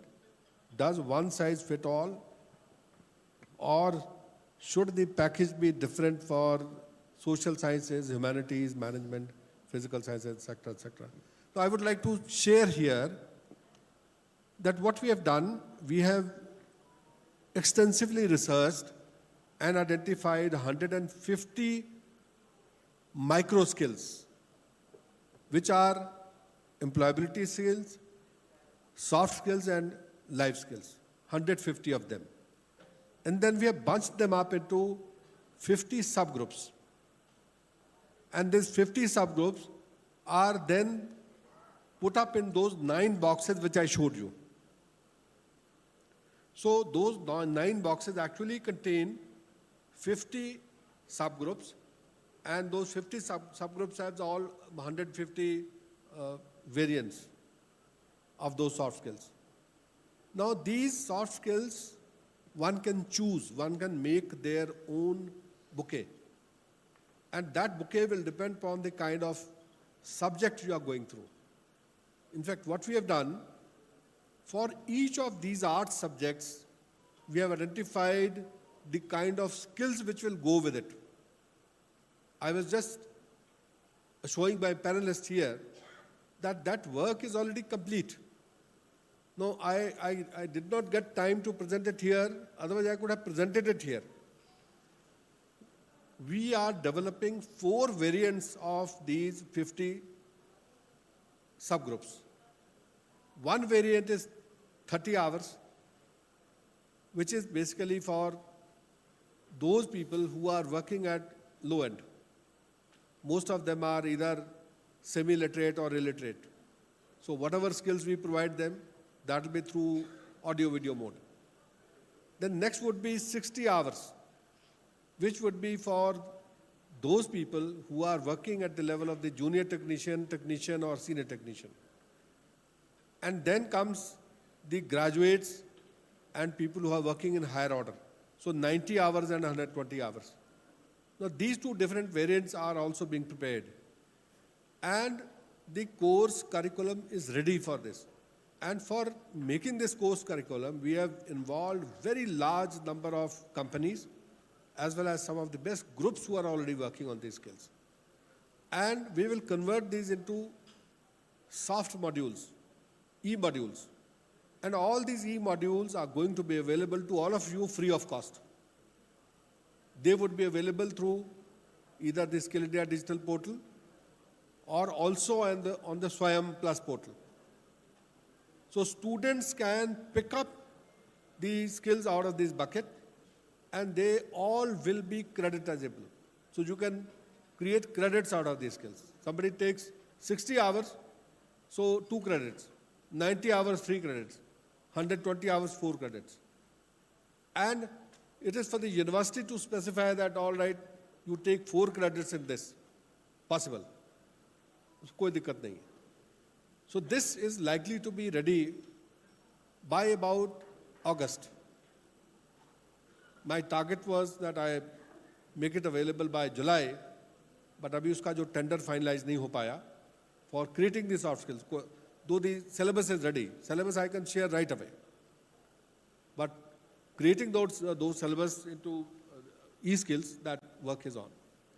Now the other is internship the best skill orientation leading to job readiness or employment? What are the challenges of implementation of internship skills in the university system in India? Now, let me first make it very clear what is internship and what is apprenticeship and what is project work. ये तीन अलग-अलग तरीके हैं.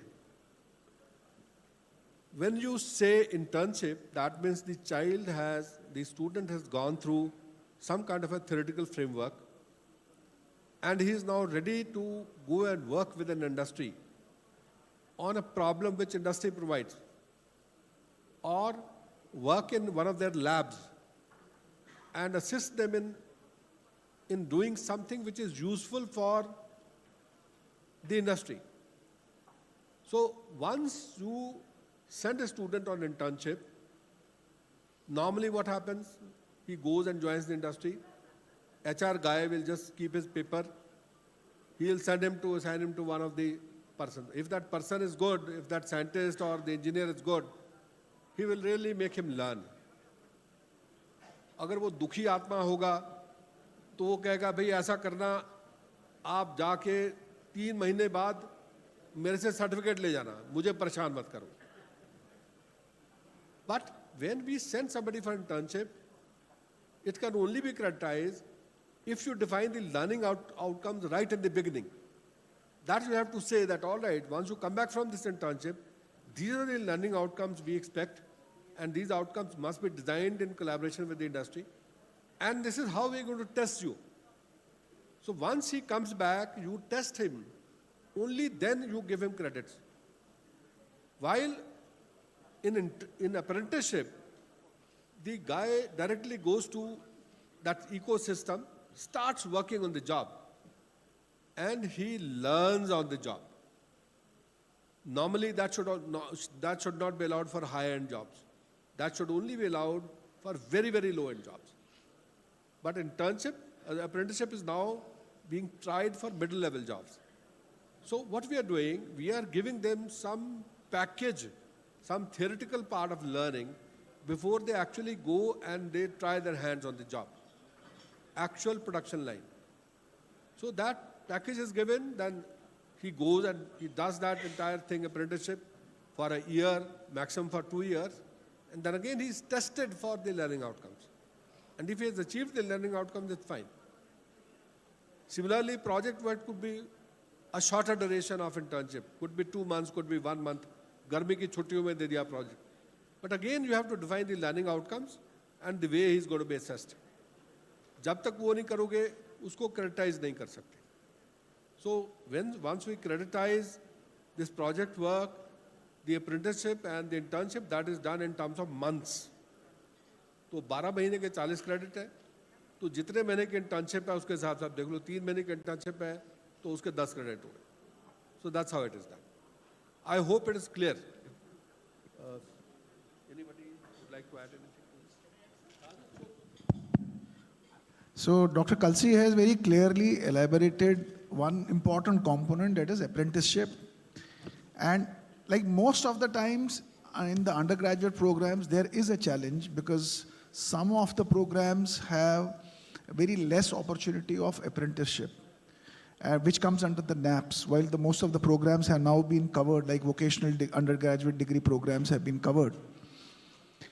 Another way, what we have developed in our university is we have created a campus internship, where students are in large numbers and industries are less, and the scope of doing an paid internship or an internship inside the campus of an industry is lesser. So what our team does is, they work directly. There's a specific team that works directly with the industry professionals, sits with them and tries to understand and identify some of the problems inside the campus of the industry. And based on listing of certain problem statements that the industry professionals gives them, they take a sign off from them, okay, this is your problem. Then the faculty brings that inside the campus and identifies a cluster of students, and through a proper mentoring of the industry remotely, working on that assignment, that also is considered as an internship for the student, because the outcome of that assignment is later assessed by the industry mentor who has been assigned by the industry. Sometimes they pay for it, sometimes they don't pay for it. For example, we had a team working for a local industry, a team of our robotics and mechanical manufacturing students in vocational degree program. There was a manufacturer outside, my MSME, and they were developing a conveyor where the conveyor was sorting these tomatoes and potatoes, vegetables based on size. So what our team did, they worked with them, they developed certain kind of sensors for them and the conveyor in such a way where the bigger one will fall first, then the next size will fall later. So that kind of project was done by our students and it was done remotely. They would come back to the campus, work on it and then go back to the site, say once in 15 days. So such things can also be created and that liberty is given under the NCRF that Professor Kalsi has already mentioned in the beginning. Thank you. Now the third question is how to implement and then achieve the goals. So implement, are you talking of NCRF, National Credit Framework, or integration of skilling? Dr. Rajan Biswas. Acha, NCRF. See, I would say that for implementing NCRF, first you expose your faculties to NCRF. If there is any difficulty, you come back to us. Normally, we have lots of lectures which are lying on the YouTube. They can go through those lectures. But if your 10, 20 universities, they get together, you fix a day, and I can assign a resource who will do it online, who will take all your questions. And then I am also trying to create a course on implementation of NCRF, understanding of NCRF, and then implementation of NCRF. Okay? We'll do that. So that is already in process. At the same time, the University Grants Commission is holding similar workshops across the country, where normally I go along with Chairman UGC and we hold a one-day session and then we talk to all the Vice Chancellors one-to-one and take all questions for implementation. Similar session is being held in Delhi on 23rd, where we have invited top 200 universities and we are going to discuss the institute development plan, guidelines for which have been created, and NCRF. Both are going to be discussed. So, yeah, thank you.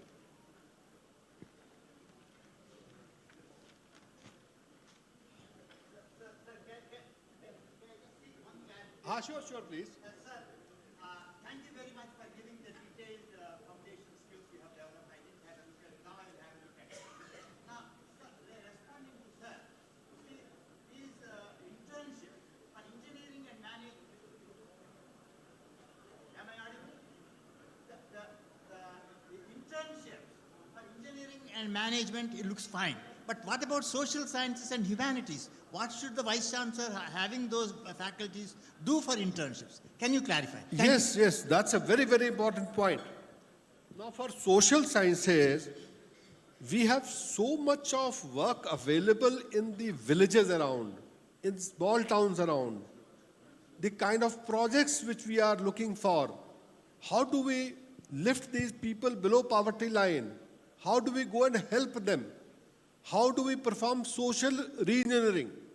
No, all those concepts will have to be taught to them, converted into some kind of a project work, as I said, with learning outcomes, some kind of a research work. Something must come out of it, and we must involve the local administration. They are looking for such people. And it will be boon to them if you are able to provide students for undertaking this kind of work. So wonderful. But excellent. You have reminded me. No, I'll go and I'll prepare a template on this. Sir, can I? And I'll share that template with everyone. Can I add, sir? Yeah. UGC has just 2 months back released the document on internships for 3-year and 4-year undergraduate program. and it talks about in detail about every aspect of the program, whether it's a BA, BSc, BCom, 3-year or a 4-year degree program. The new curriculum framework that the UGC has given, it has also released the internship guidelines. So you can look at that, and what Dr. Kalsi has said is exactly what this document is dealing with. Yeah, I would like to add. See, there's human values and community engagement. We offer that kind of the project to our student when during the summer, the 2 months, they go to when they go back to their native places, they pick up a village where they will work for 6 to 8 weeks in there, and they will come up what is the uniqueness in that village, what are the best practices, and what have been their learning. Learning is very important, what has been there. And they come with a project report and the engagement with the Gram Pradhan and other stakeholders in the village. And then they present, so that is ranging from 1 to 2 credit depending upon whether they're the PG student or the UG students. So thank you so very much. I think we have already overshot the session by 10 minutes. Thank you. So I would like to thank all my co-panelists for their cooperation, for wonderful presentations, and for making the subject very, very clear to the audience. And thank you to AIU for organizing this important session. Thank you so very much.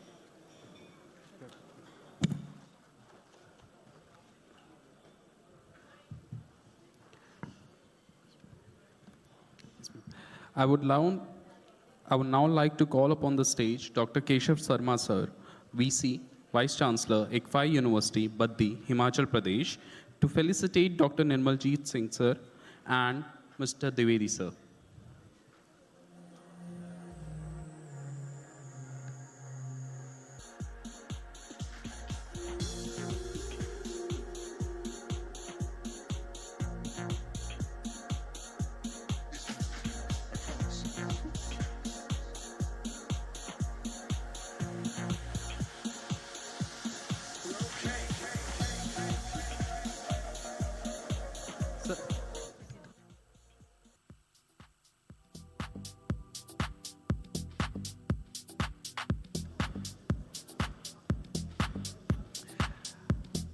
I would like to request Dr. Bijoy Singh sir, Vice Chancellor, ICFAI University, Mizoram, to felicitate our speakers of the session.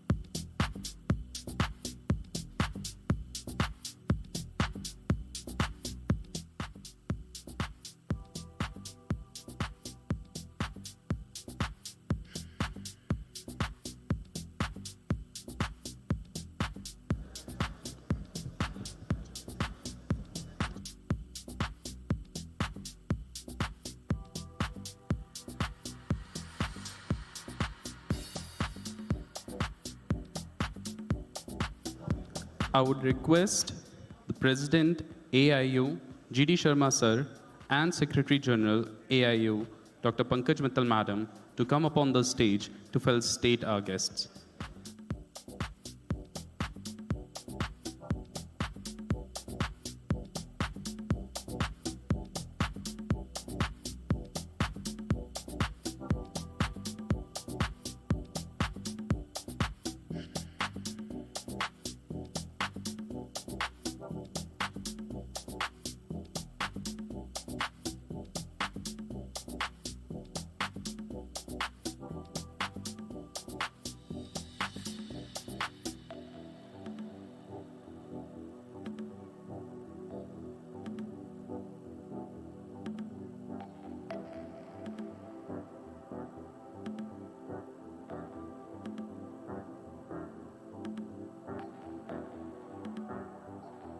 Gentlemen in the mix.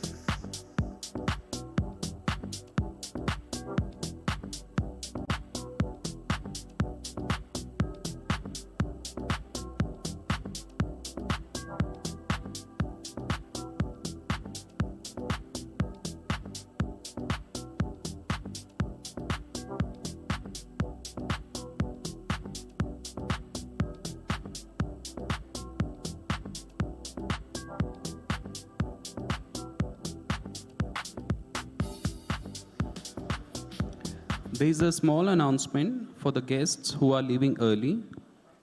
The lunch is arranged at the Grand Hall, at the Central Hall, from 12:30. For those guests who are leaving early, the lunch is arranged at the Central Hall. As we come to the end of this enlightening session on the future of work and skill development, I want to take a moment to reflect on the valuable insights and discussions that have unfolded here today. The explorations into the dynamics of the evolving workforce and the imperative for skill development has been both illuminating and inspiring. On behalf of the ICFAI family, I, Kushagra Sharan, And I, Ankita Mishra, want to extend our heartfelt gratitude to our esteemed speakers, panelists, and participants for their contributions to this session. Your insights, expertise, and passion have been truly inspiring, and I have no doubt that the discussions we have had today will continue to resonate long after we leave this room. With this, we take your leave. We will be joining shortly for the next valedictory session.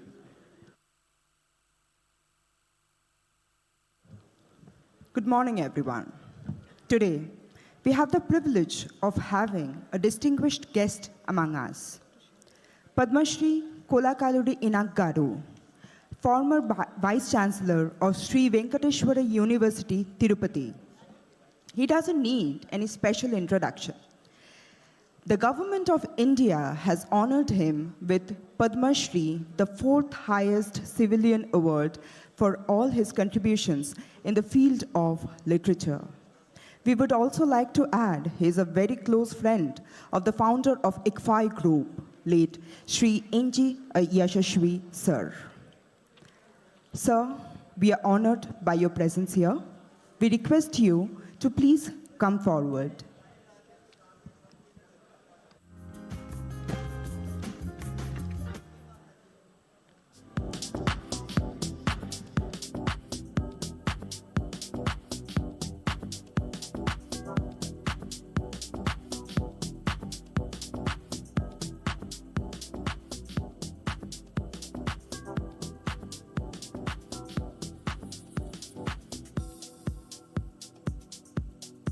We request Padma Shri Kokaluru Inok Garu to please share a few memories with N.J. Yashashvi sir. Sir, if you can.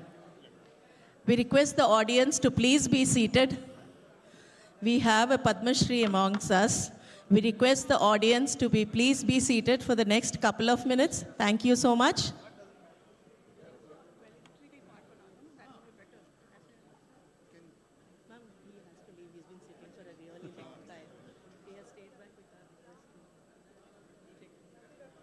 Dear friends,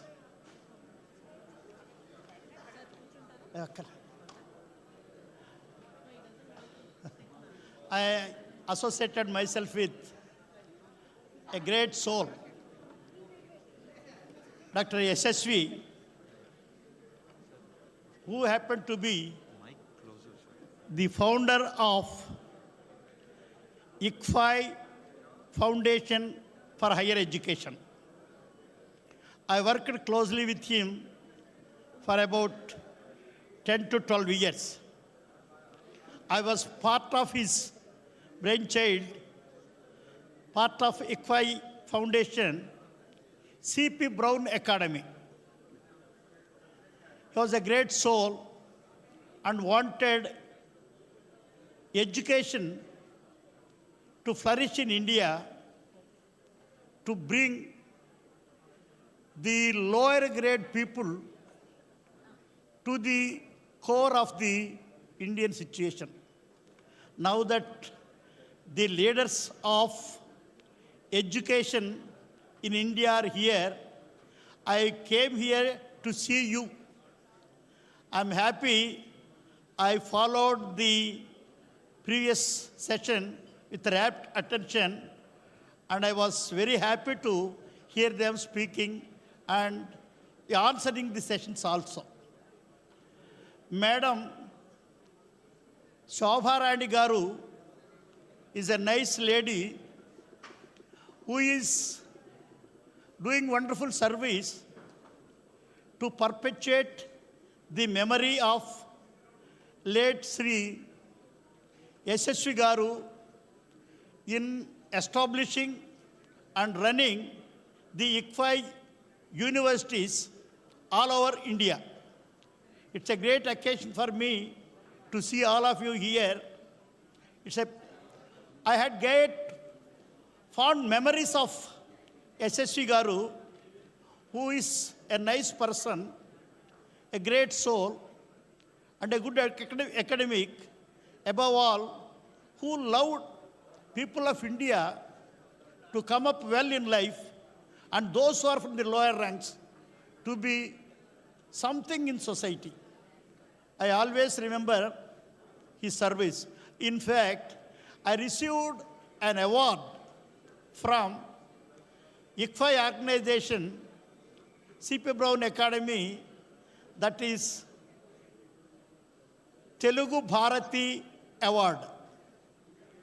And I am the only surviving. I received the award some 15 years back, and I am happy to be a Kada Telugu Bharati awardee of ICFAI.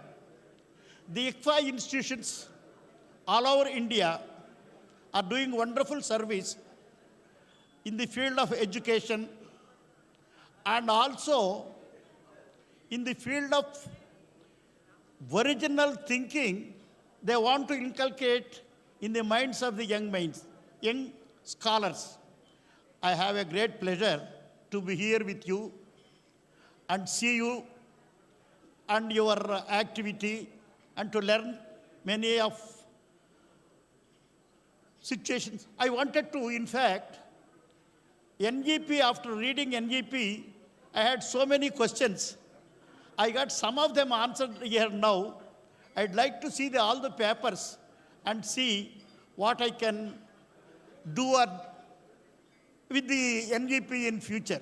I'm happy to see all of you. I'm happy ICFAI hosted this program here. And I'm also happy AIU could conduct its 98th annual meet in Hyderabad under the aegis of ICFAI institution. I'm grateful to all of you. I'm happy to be with you. I thank you, all of you. And I also pay my gratitude to our great soul, my good friend, Mr. SSV.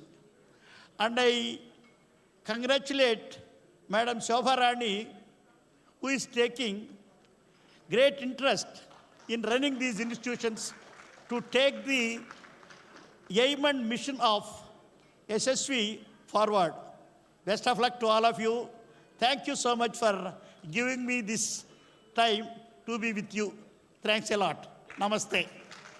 We now request Madam Shobha Rani Yashashvi to come forward and present a token of our love to Padma Shri Kola Kaluri Inokji. We would request Professor G.D. Sharma to present a token of gratitude to Padma Shri Kola Kaluri Inokji on behalf of AIU.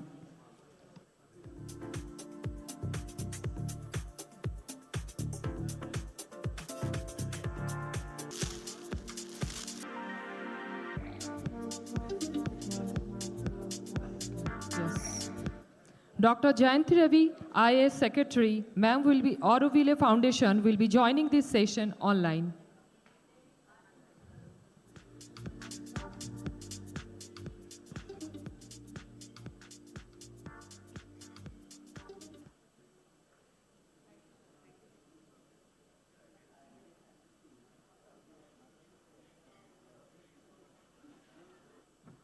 Now, we would request Professor L.S. Ganesh, Vice Chancellor, ICFAI Foundation of Higher Education, Hyderabad, to welcome all our dignitaries on the stage.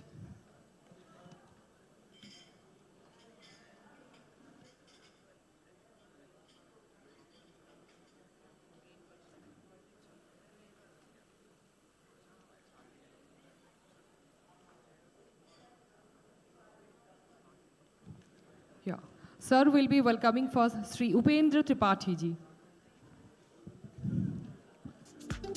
Welcoming you on the session virtually. Thank you so much, ma'am, for your gracious presence. Now, we would request Professor L.S. Ganesh, sir, to address the gathering of the dignitaries. Sir.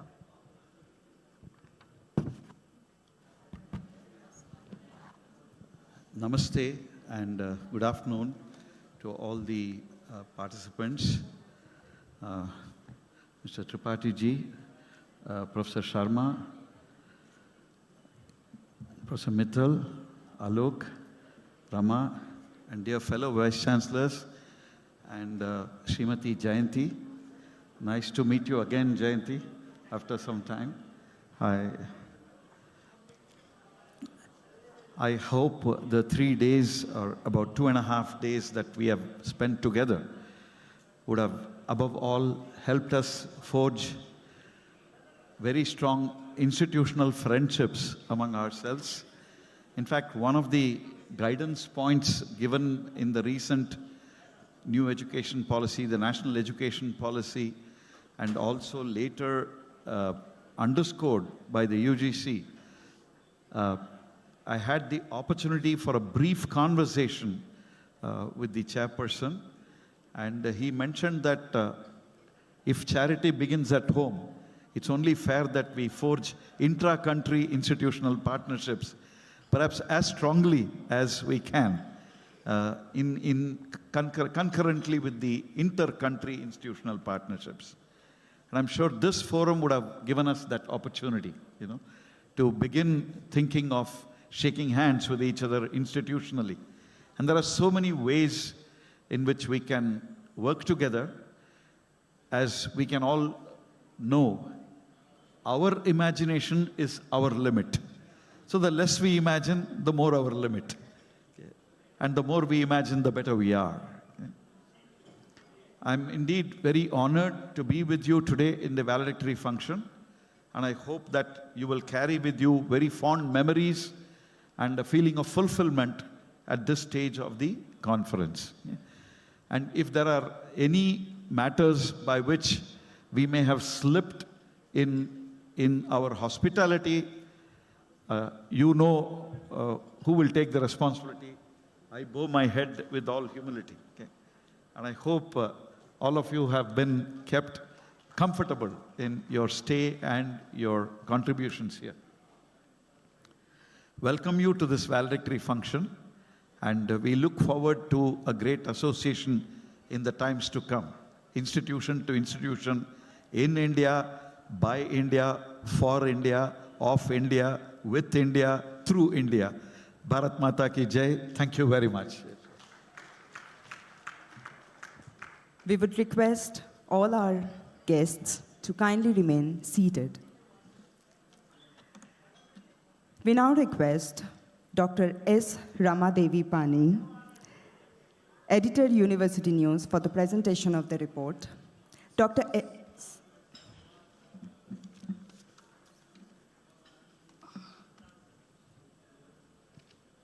Good afternoon, the August gathering. Honorable President, Association of Indian Universities, Professor G.D. Sharma, Honorable Guest of Honor, Dr. Jayanti Ravi, Secretary Auroville, Honorable Guest of Honor, Sri Upendra Tripathi, First Director General of International Solar Alliance Division and Advisor to CM Odisha, Dr. Pankaj Mittal, Secretary General AIU, Dr. Alok Mishra, Joint Secretary AIU, and all the Vice Chancellors present here. With the permission of the Chair, I am presenting the report, 3 days Vice Chancellors meet. We have conducted the 98th Annual General Meet and National Conference of Vice Chancellor 2024 on the theme Higher Education at 2047 during April 15 to 17, 2024. It was hosted by the ICFAI Foundation for Higher Education, Hyderabad in blended mode. The chief guest of the inaugural function was Shri C.P. Radhakrishnan, Honorable Governor of Telangana, Honorable Governor of Jharkhand, and Honorable Lieutenant Governor of Puducherry. The distinguished guests on the dais included Professor L.S. Ganesh, Vice Chancellor, ICFAI Foundation, Dr. Pankaj Mittal, Secretary General AIU, Professor Vinay Kumar Pathak, Vice President AIU, and Professor Madhavi Garikaparthi, Associate Professor, ICFAI Foundation, and of course our President, Professor G.D. Sharma, was there to preside over the session. The session began with ceremonial lighting of the lamp. Professor L.S. Ganesh, Vice Chancellor, Host University, delivered the welcome address. He motivated the session by adding quotes that emphasized on imagination rather than competence. He suggested that innovative ideas need to be applied in higher education for the benefit of society. Dr. Pankaj Mittal, Secretary General, in her address, talked about the theme of the conference, Higher Education at 2047, which was chosen specially to support Government of India and the nation to become Vikasit Bharat before it enters the centenary year, that is 2047. She said that this national conference is the culmination of 5 different zonal meets on the sub-themes of this main theme. And she hoped that the recommendations of these sessions will be helpful to the Government of India in its move towards Vikasit Bharat. Professor Vinay Kumar Pathak, Vice President AIU, spoke about National Education Policy 2020 and how it is the first step in achieving 2047 goal of India. Professor G.D. Sharma, President AIU and Vice Chancellor USTM Meghalaya, gave presidential address and mentioned that about different activities undertaken by AIU in sports, culture, and higher education, and various new initiatives taken up by AIU in the recent past. He highlighted that the utilization of artificial intelligence for language translation and integration of online education, particularly in the post-COVID era, which has created new opportunities, and we all should avail them. Professor T.G. Sitaram, Chairman AICT New Delhi and guest of honor of the inaugural session, delivered the AIU Foundation Day lecture. He brought to the limelight that India has accomplished several achievements in the field of research. He informed that India is ranked 3rd globally in producing PhDs, and he gave several such examples where India is achieving. He gave a roadmap for building a future of India. Shri C.P. Radhakrishnan, Honorable Chief Guest of the occasion, mentioned about Amrit Kal that will serve as roadmap for the next 25 years to make Vikasit Bharat. He emphasized the need for the skill development to build new India of 2047. The Chief Guest hoped that our nation would emerge as the world leader in the economy by 2047. There were 4 releases done during the inaugural function by Honorable Chief Guest. First was a book on edited volume on United Nations Sustainable Development Goals, realization of United Nations Sustainable Development Goals through higher education institutions, edited by Dr. Pankaj Mittal and Dr. S. Ramadevi Pani. A report on draft policy on blended learning prepared by Association of Indian Universities and SEMCA was released. The special issue of University News on higher education at 2047 was also released, and a handbook of Universities Handbook brought out by the Association of Indian University every year, which contains comprehensive information about Indian universities, was also released. The vote of thanks was delivered by Professor Madhavi Garikaparthi, the nodal officer of this meet. We had interface session with heads of apex bodies, which was chaired by Vice President of Association of Indian Universities, Professor Vinay Pathak, and Dr. Pankaj Mittal, Secretary General AIU, co-chaired the session. The session featured 3 speakers: Professor Ganesh Kannabiran, Director NAC, Professor Rajiv Kumar, Member Secretary AICT, and Professor T.G. Sitaram, Chairman. AICT was also there in the session, and ICAR was represented by Dr. Seema Jaggi. The key recommendations of this session are the new initiatives undertaken by AICTE and the Vision for Higher Education at 2047, which emphasized research and innovation for digitizing skills along with international collaborations. Simplification process of AICTE, introduction of new courses, and improvement in ease of doing business. This session emphasized the importance of upgrading AI-related skills due to rapid technological advancements and highlighted India's rank as third in globally in PhD production. The technical session on interface with international delegates was also held, which emphasized on international collaborations and partnerships. This session was chaired by Mr. Colin Riordan, Secretary General and CEO, Association of Commonwealth Universities. Ms. Sujana Mereddy, UCIF Regional Officer, Hyderabad. Mr. Kunal Saigar, Director, International Markets and Affairs, International University of Applied Sciences, Germany. Professor Bhola Thapa, Vice Chancellor, Kathmandu University. Professor Amiya Bhaumik, Vice Chancellor, Lincoln University, Malaysia. Professor Karja Lasha, Director, German Center for Research and Innovation. Dr. Ms. Laura Yan, Vice Secretary, Asian University Sports Federation, were the speakers in this session. ACU was also represented by Aditya Malkani, along with the Secretary General, Mr. Colin Riordan.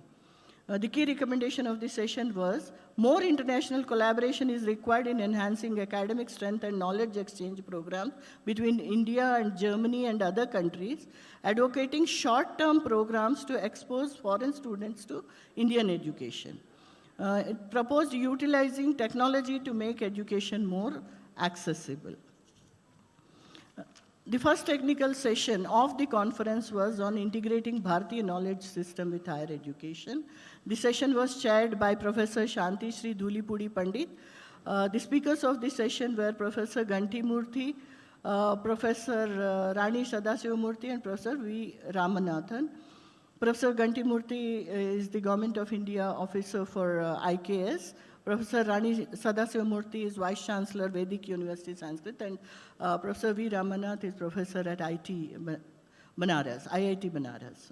The key recommendations of this session were integration of Indian knowledge system through multidisciplinary research, focusing more on implementing NEP 2020 and incorporating Indian knowledge systems, languages, cultures, and values. Integration of Vedas with modern science to create innovative and cross-border culture. More emphasis to be given to importance of collaborative efforts for societal benefit, and advocating for multilingualism and learning more from ancient feminism. The second technical session of the conference was on nurturing research and innovation ecosystem, chaired by Professor Neelima Gupta, Vice Chancellor, Dr. Hari Singh Gaur, University Sagar. The session featured as speakers Professor B.G. Rao, Vice Chancellor, University of Hyderabad, Professor Raj Singh, Vice Chancellor, Jain University, Bangalore, Mr. Rahul Kursrestra, Office of the Principal Scientific Advisor, PSA to Government of India, and Dr. Shubhra Datta from Elsevier. Key recommendations of this session were to include systematic and intensified research and innovation should take place in Indian higher education institutions to come at par with international level. Manthan platform should encourage different activities so that research and innovation go hand in hand. Metrics of institutional performance should not be confined only to H-index. Backbenchers and slow learners also need to be brought into ambit of research and nurture them to help become creative. Industry, academic collaboration, and startup ecosystem needs to be strengthened for the students to grow in research and innovation. The third technical session was on digital transformation in higher education. It was chaired by Professor B.S. Murthy, Director, Indian Institute of Technology, Hyderabad. The session featured as speakers Professor Jagadish K. Patnaik, Vice Chancellor, Nagaland University, Dr. Bashir Ahmed Shadrak, Director, Commonwealth Media Communication Center, Mr. Raghav Gupta, Managing Director, Coursera. Key recommendations of this session were efforts should be made to bridge the digital divide by teaching new digital skills to teachers and students together. Students should know the meaningful use of technology for betterment of society in future, and focus should be on learning digital technology to strengthen academic excellence and drive employability. The session 4 was on globalization and internationalization. It was chaired by Professor S.P. Singh, Vice Chancellor, Assam Royal University, Guwahati. The speakers were Dr. Monica Kennedy from Australia, Miss Alison Barrett from British Council, Sri Anil P. Agrawal, Edify Online, and Dr. Pankaj Mittal, Dr. Pankaj Mittal, Secretary General, AIU.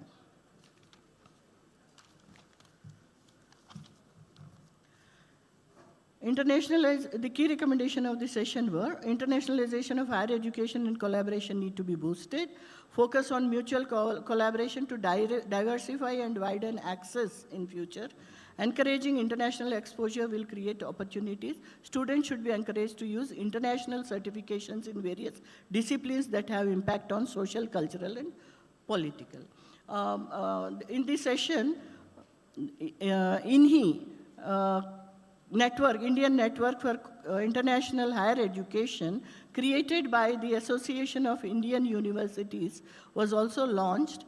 INI is a structural platform to help universities to network globally. In that, we have international as well as Indian universities. The fifth technical session, which was today, it was on future of work and skill development. It was chaired by Dr. Nirmaljeet Singh Kalsi, Chairman of National Council for Vocational Education and Training, Government of India. The speakers include Professor Balwinder Shukla, Vice Chancellor, MET University, Noida, Professor Raj Nehru, Vice Chancellor, Sri Vishwakarma Skill University, Gurugram, Haryana, Professor Satyan Gupta, Secretary General, ITU APT Foundation of India. In this session, there was a commencement of AIU VBox Skill India report, for which Mr. Praveen Dwivedi, Senior Vice President, was also there.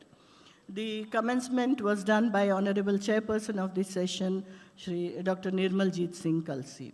The key recommendations of this session were skill shift requires reskilling, which requires investment of skills for digital transformation.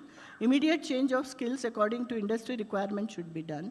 National credit framework that integrates learning and credits from school, education and experiential learning should be developed. Transferable skill sets should be developed in students. So this is in brief about what has happened in all these 3 days. And the report was written by the research scholar of this university, Ms. Priyanka and her group. I thank her. And I thank the audience and the august members on the dais for giving me this opportunity. Thank you.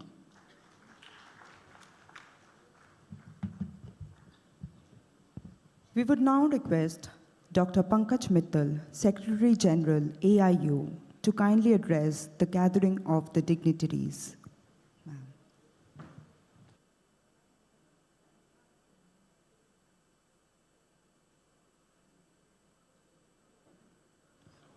A very good afternoon to all of you, and welcome to the valedictory session. Professor G.D. Sharma, the Honorable President of AIU, Professor Upendra Tripathi, Professor Ganesh, the Vice Chancellor of ICFAI University, Mrs. Jayanti Ravi, who is with us online, Dr. Ramadevi Pani and Dr. Alok Mishra from AIU, all the Vice Chancellors who have come from all over the country to attend this conference. A very good afternoon to you and a very warm welcome to the valedictory session.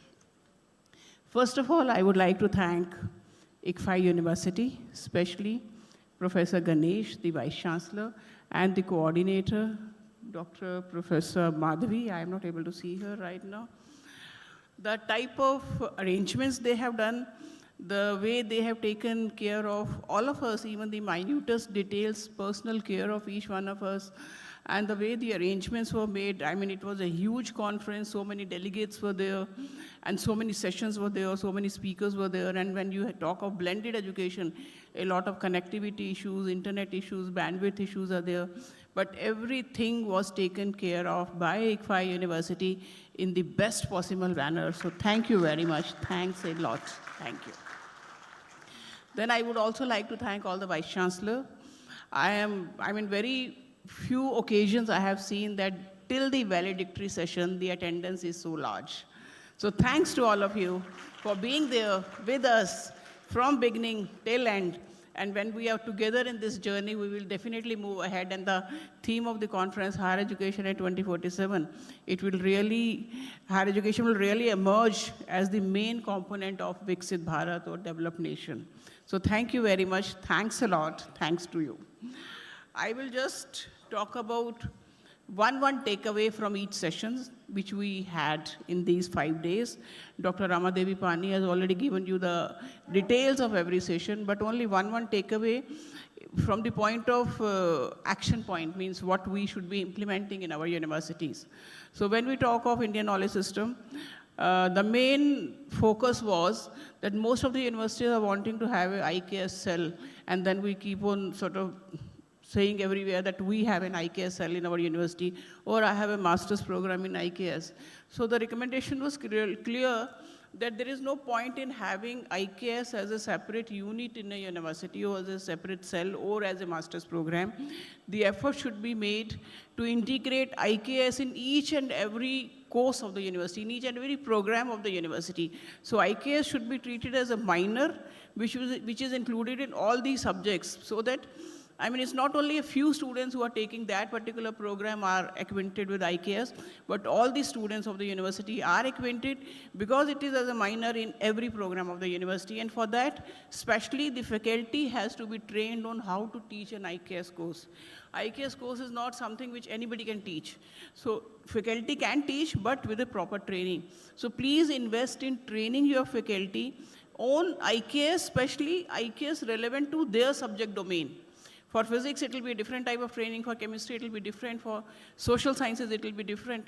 So how to train the faculty in IKS-related domains? And if you feel it is important, we can be talking to the government, and AIU can be arranging such training sessions for the faculty in our AADCs, Academic and Administrative Development Centers. So that was the first. Also, one recommendation was also made that when you appoint teachers and when you see net, so of course you have to see the subject net, subject-wise net has to be completed, but sometimes the students are completing net in 2 areas, subject plus IKS. So if the students have completed net in IKS in addition to the subject-related net, please give preference to such teachers if we really want to integrate IKS in the teaching learning. In research, there were many recommendations. It was mentioned that if you talk of a research journey for an impactful research, so we move from data to information to knowledge to intelligence to wisdom to impact. So if we really want to have an impactful research, these 6 components are important. Dr. Sancheti told me these 6 components yesterday evening. So these are very important. And research intelligence, there was a presentation. A very good presentation was by Manthan. So this Principal Scientific Advisory Committee to the Prime Minister, so they have opened a portal called Manthan. So it is available at manthan.gov.in. So if you go to that portal, there will be many opportunities for the universities to seek government grants or to seek industry grants. So many industries have uploaded their opportunities on this portal. So please tell your faculty and you yourself go on this Manthan platform. It can be a game changer for the university. The way the opportunities are there, but many of our universities are not making use of those opportunities. Some are, but make maximum use of that possibility. Third was on digital transformation, and a very important statement was that generative AI will disrupt every occupation, especially educators. And it was mentioned that the impact on educators will be 3 times as compared to the impact on other sessions.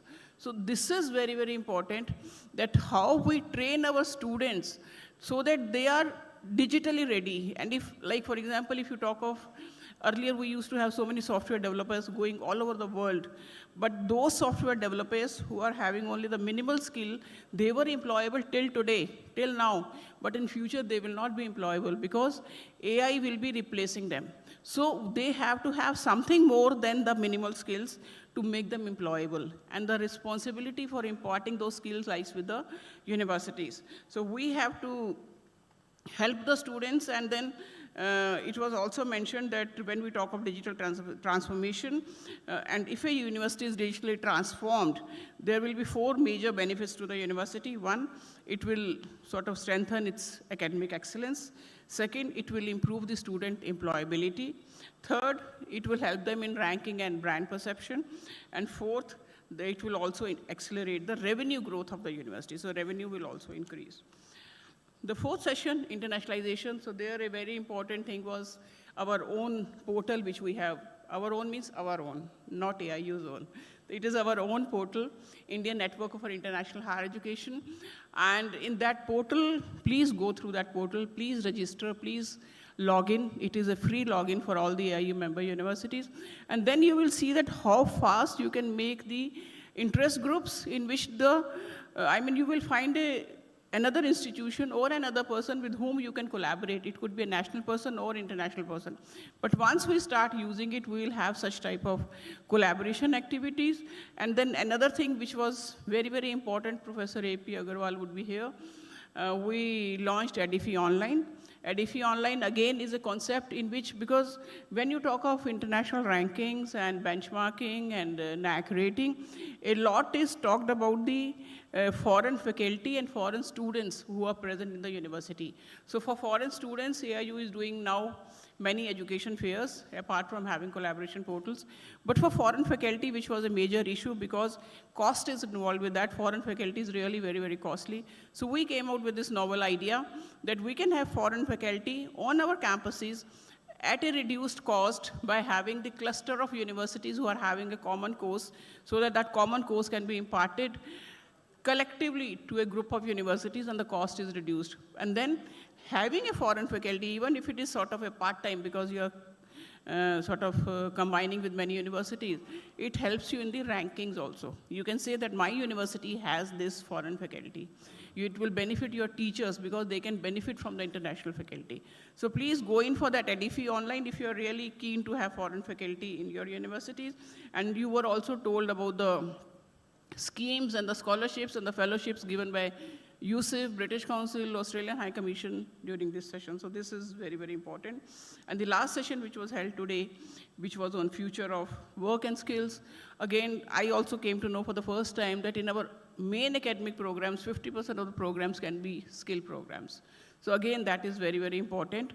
And it is the responsibility of the universities because the world of work is changing very fast. Rather, it is very, very uncertain. We don't even know what the future is. So we have to prepare our students on how to be prepared for that future of work. We were talking of gig economy. Many things were talked about in that session. But the major is that it is the responsibility of our universities to prepare the students in such a manner so that they can take care of the changing, ever-changing or fast-changing future of work. So that is something which is very, very important. So once again, I thank all the vice chancellors, ICFAI, the president AIU, AIU team, ICFAI team, who has been working on this conference since a long time and for making it successful. Thank you very much. All the best. Thanks a lot. We are happy to have with us Sri Upendra Tripathi, former IAS, First Director General of the International Solar Alliance. Sri Upendra Tripathi, former IAS, is the Principal Advisor, Education to the Chief Minister, Government of Odisha. He is the advisor cum working president and chairman of the Executive Committee of Odisha Adarsha Vidyalaya. Formerly, he was the Director General, Medical Services in Indian Air Force. He was the Secretary to the Ministry of New and Renewable Energy. He was the first and founding Director General of International Solar Alliance for the first treaty-based international organization headquartered in India. He had a successful tenure as Additional Director General of Armed Forces Medical Services, New Delhi, and Major General Headquarters, Eastern Command, followed by Director General, AFMS, Ministry of Defense. We would request you, sir, to address the dignitaries.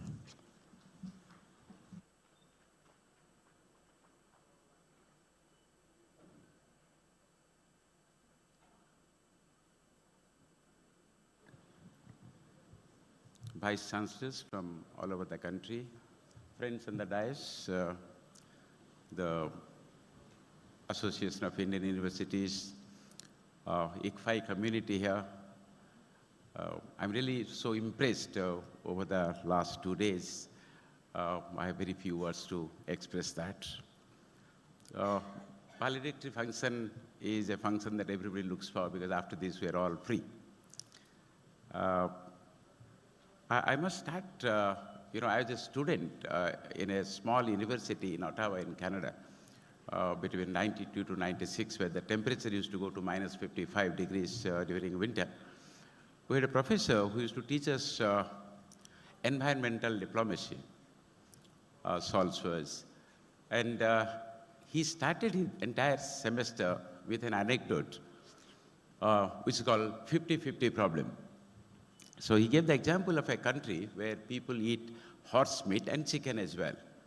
So this professor goes downtown in that country, and then he reads the name of the particular shop, which is written 50-50. So he goes inside, and he asks this shop owner, what is this 50-50? He says, okay, I believe in innovation. It's a startup. I have a new type of meat. It's a mix of horse meat and chicken meat, and 50-50, so I call it 50-50. The professor was very happy. He bought a packet, 1 kilogram, went, cooked it, ate it, and there was no trace of chicken. A little angry. Next day he goes back. He says, look, you told me it's 50-50, but there is no trace of chicken here. He said, no, sir, I never tell a lie. I took a full big horse and a full big chicken, and I thoroughly mixed it. Now, Saul Schwarz would say, this 50-50 problem is everywhere. And the biggest challenge for education, including in Carleton University, was how to address these 50-50 issues, because the way an Indian understands the same problem was different from a Chinese understanding than from a Canadian's understanding. And Prof. Saul was from Israel. Now, even this topic, like, higher education in 2047, today, you, as the academic community, you look at this problem from the perspective of curriculum, perspective of communication, articulation, which is desirable, which is how it should be. And, but I worked with prime ministers, I worked with chief ministers. Different people look at this, higher education in 2047 from different point of view. And this is a unique time. We are living in a time when we are witnessing the biggest biodiversity loss. In fact, we're in the middle of the 6th mass extinction.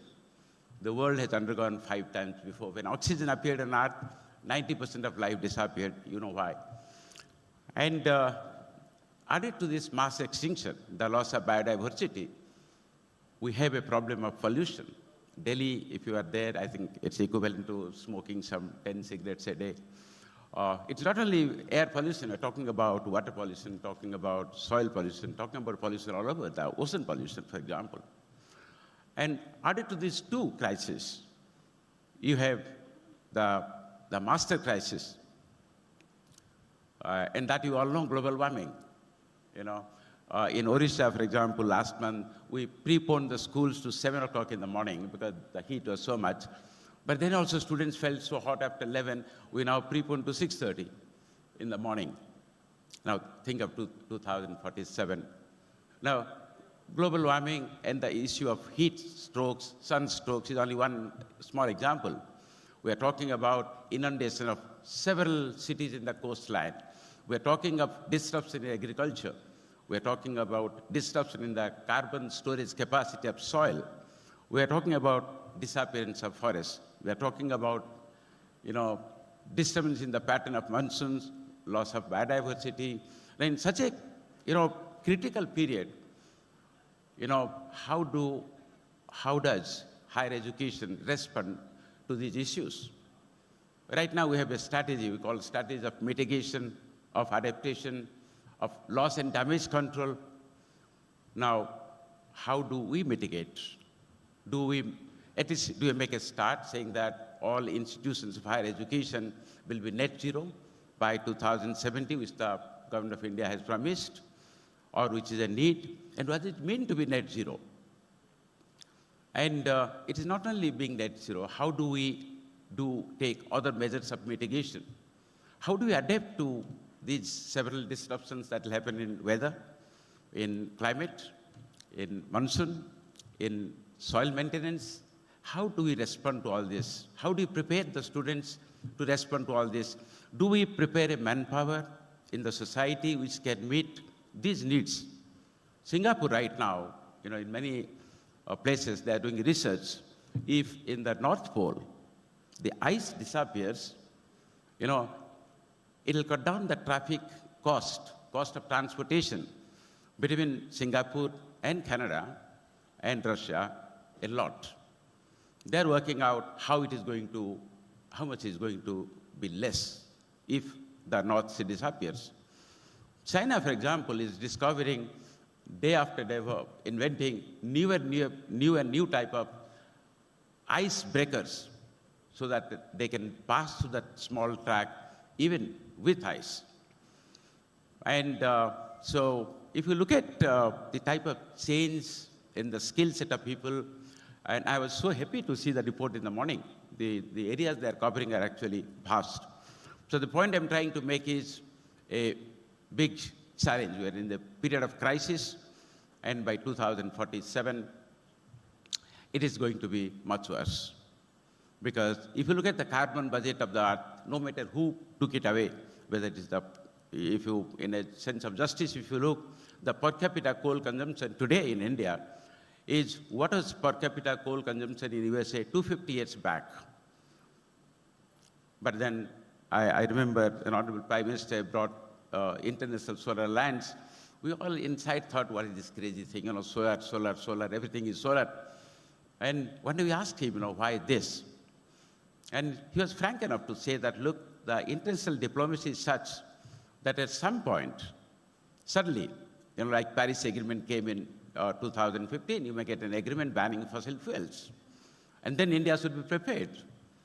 But the most impressive research I found on solar was in Germany. We went to a German lab. They have put several antennas where the solar light can be focused. And they focused it on a 1 foot long candle made up of iron. And this beam of solar light only took 2 minutes to melt it. And I asked them, what do you do it in Germany? No, they said, we are not making it for Germany, we're making it for India. In the metallurgy sector, we use so much of heat, and we need very intense heat. And they were developing those technologies for India, not for Germany. But the point is that, by 2047, not only the challenges of land, manpower, capital, technology, they are going to be pretty demanding. And those technologies of mitigation, of adaptation, of loss and damage. So it's going to be a much more complex world in addition to the type of curriculum that we will develop, the type of skill sets we will give. And I'm very happy that these issues have been directly or indirectly hinted at. And I'm sure next year when Association of Indian Universities will be 100 years old, all this 98, I didn't understand, frankly, because it should be 100, I think, or 99. It'll be a different thing, and I'm sure they must have already planned how to make it a mega event where all these challenges can be captured. And higher education in 2047, we can have a better picture, more comprehensive picture, a picture that will give a roadmap. When I would like to know American students coming to India and doing their masters, we may not charge $88,000 per year, but at least they'll come to our universities. Thank you.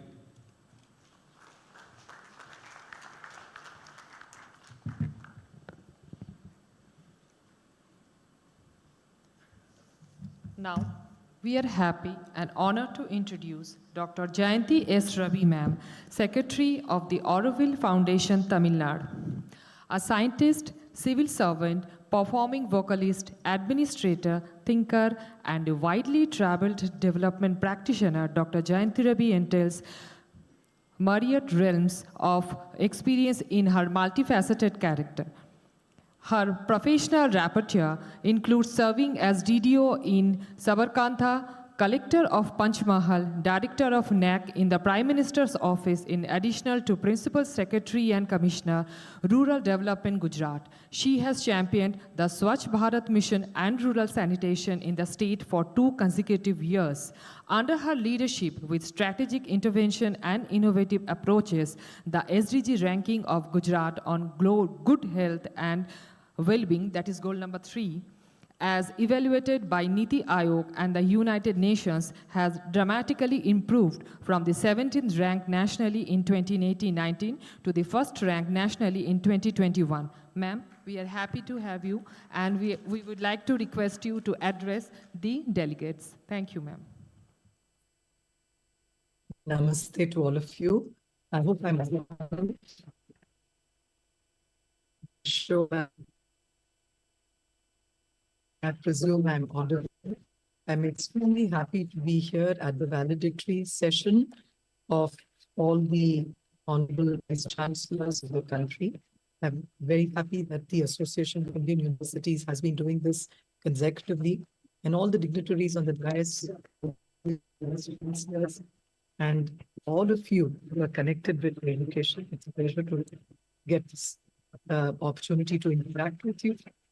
And I would say that broadly, just as a few minutes ago, Upendra Tripathi ji spoke about his experiences, I want to start by saying that some years ago, when I was studying and doing my master's at Harvard University, we had a professor who would say that no matter what be your pedigree, but when you start teaching or when you start working in an organization, all that patina may be there for a few moments, for a few minutes. People may listen to you because you belong to this institution of higher education, you belong to this institute of national importance and so on. But beyond that, the patina wears away, and it's exactly the chemistry. What is it that you are able to offer to your students? What is it that you can actually create together? That is what can inspire them. And the same thing was also emphasized by another faculty member from a course on public narrative, who, and I have the privilege of mentioning it, paraphrasing it by saying that it's not the gloss which is so important, because a lot of universities spend a lot of time on various implements in the toolkit, but just as they are important, equally important is the human being within. The gloss is important, but so is the glow, so that we can withstand various challenges, ravages of time, and so on. So now, as we're all firmly saddled in this whole movement of towards the Amrit Kal, the 100 years of independent India as she emerges in the context of the new education policy, the far-reaching changes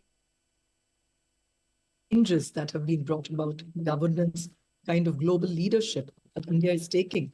And also in the same breath, if we look at all the conflicts that we see the world over, the crisis, when it is not that we have a problem of scarcity of food, energy, and so on, but it's also about the problem of human nature, where there are conflicts we're not able to, the intellect alone is not able to address these problems.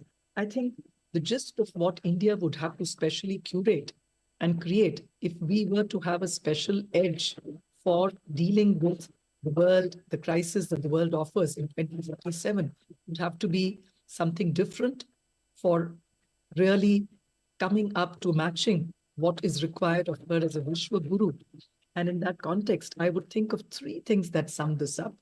One is an approach that really blurs the boundaries. We've had a lot of the slicing, dicing, silos. So if there is a way to have an approach overall that can really blur the boundaries and have a more synthesizing, harmonizing approach to different disciplines of knowledge. And yet, as you blur the boundaries, there's also an imperative, important need to deepen with diversity, the dimension of digital technology, all the tools that have at hand, to really deepen, go deeper into rigor, approach it in different ways.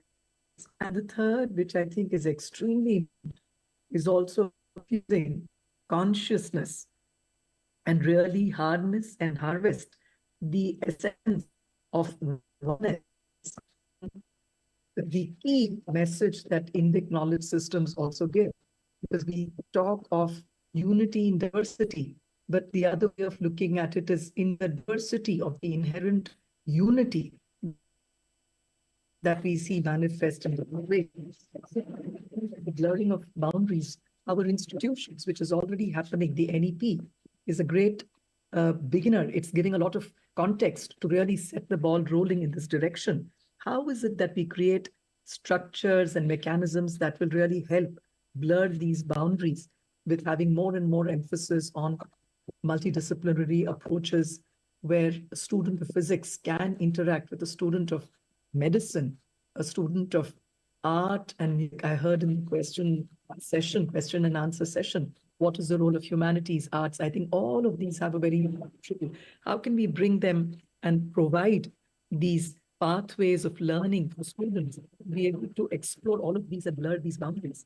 But in the same breath, how is it that we can also allow for flexibility, fortifying students and people with choices that not only lead them to the immediate getting or earning their degrees, the credits to earn a degree, but also really move them more and more towards becoming lifelong learners.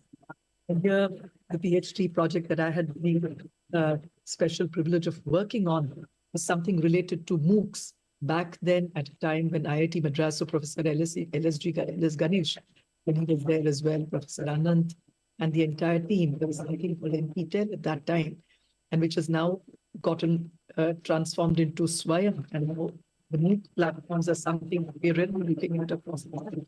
And then if we can really look at how is it that AI, ML can help us go deeper, and how these virtual classrooms, how is it that we can really offer customized courses for students from different backgrounds, digital libraries, personalized digital libraries for people to go back to. In the same breath, how do we allow for global collaboration? And as was mentioned, charity begins at home. And I would also like to take this opportunity.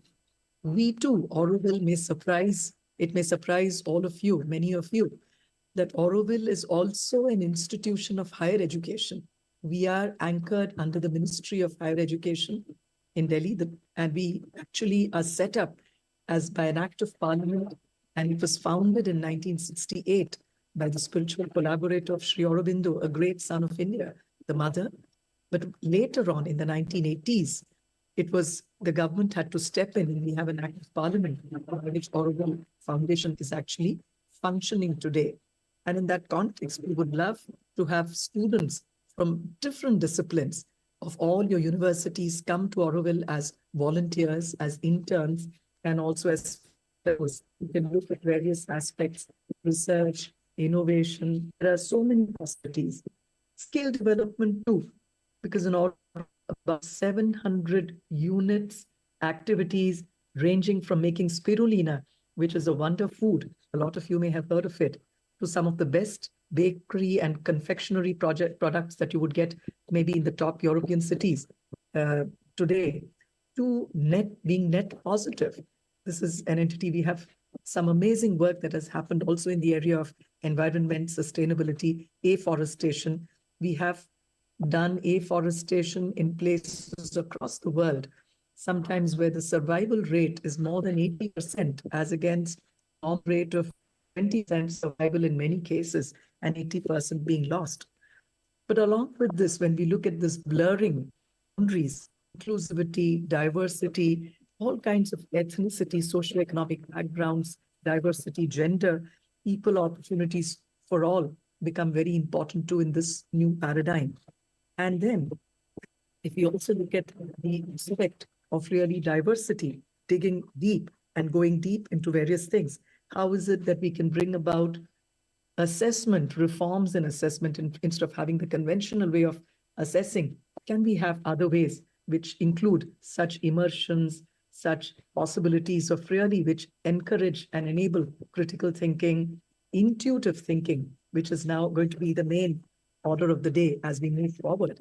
And finally, as we move more and more towards the 100th year of India's independence, the importance of also creating citizens, not just during the course of their sojourn in the academic institutions, but a lifelong journey of being conscious citizens from the environment point of view, from the human point of view, more humane individuals who can create and perform any task, any of these challenges, whether it's research, extension, training, or education, or co-locating even at the shop floors of industry. Can we have academic courses actually happening there?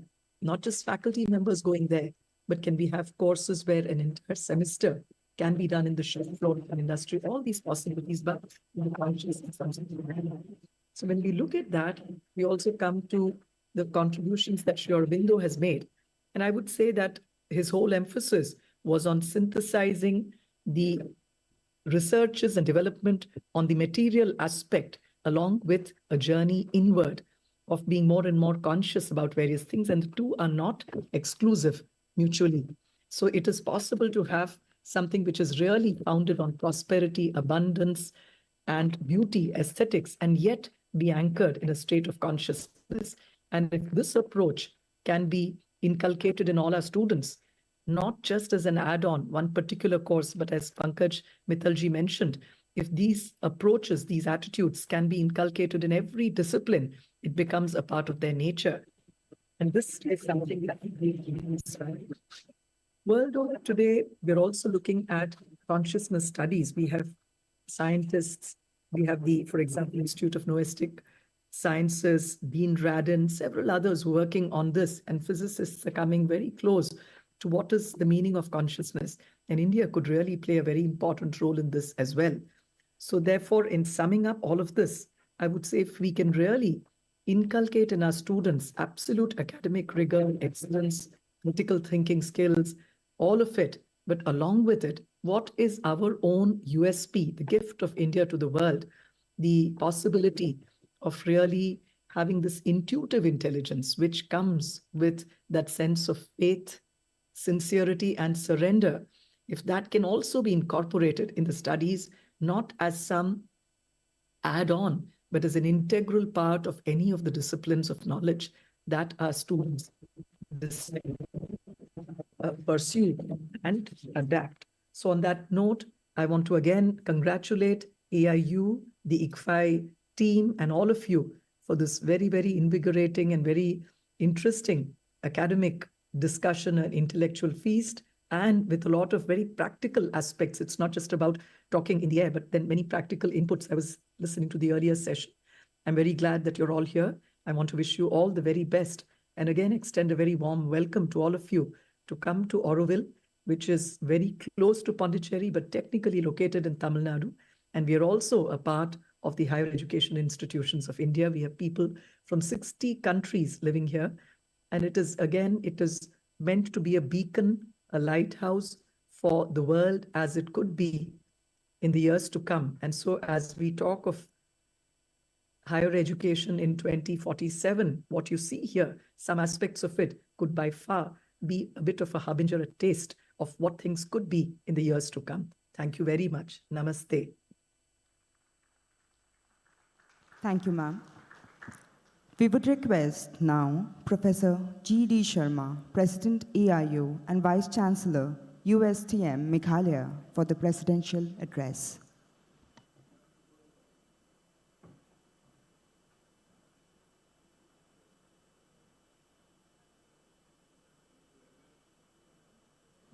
It's good.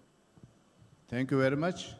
And on this very important concluding session of AIU, we have Honorable Vice Chancellor of ICFAI University, Professor Ganesh, and the host of the conference and meet, Professor Dr. Upendra Tripathi ji, the Principal Advisor to the Honorable Chief Minister Odisha and Director General, the first Director General.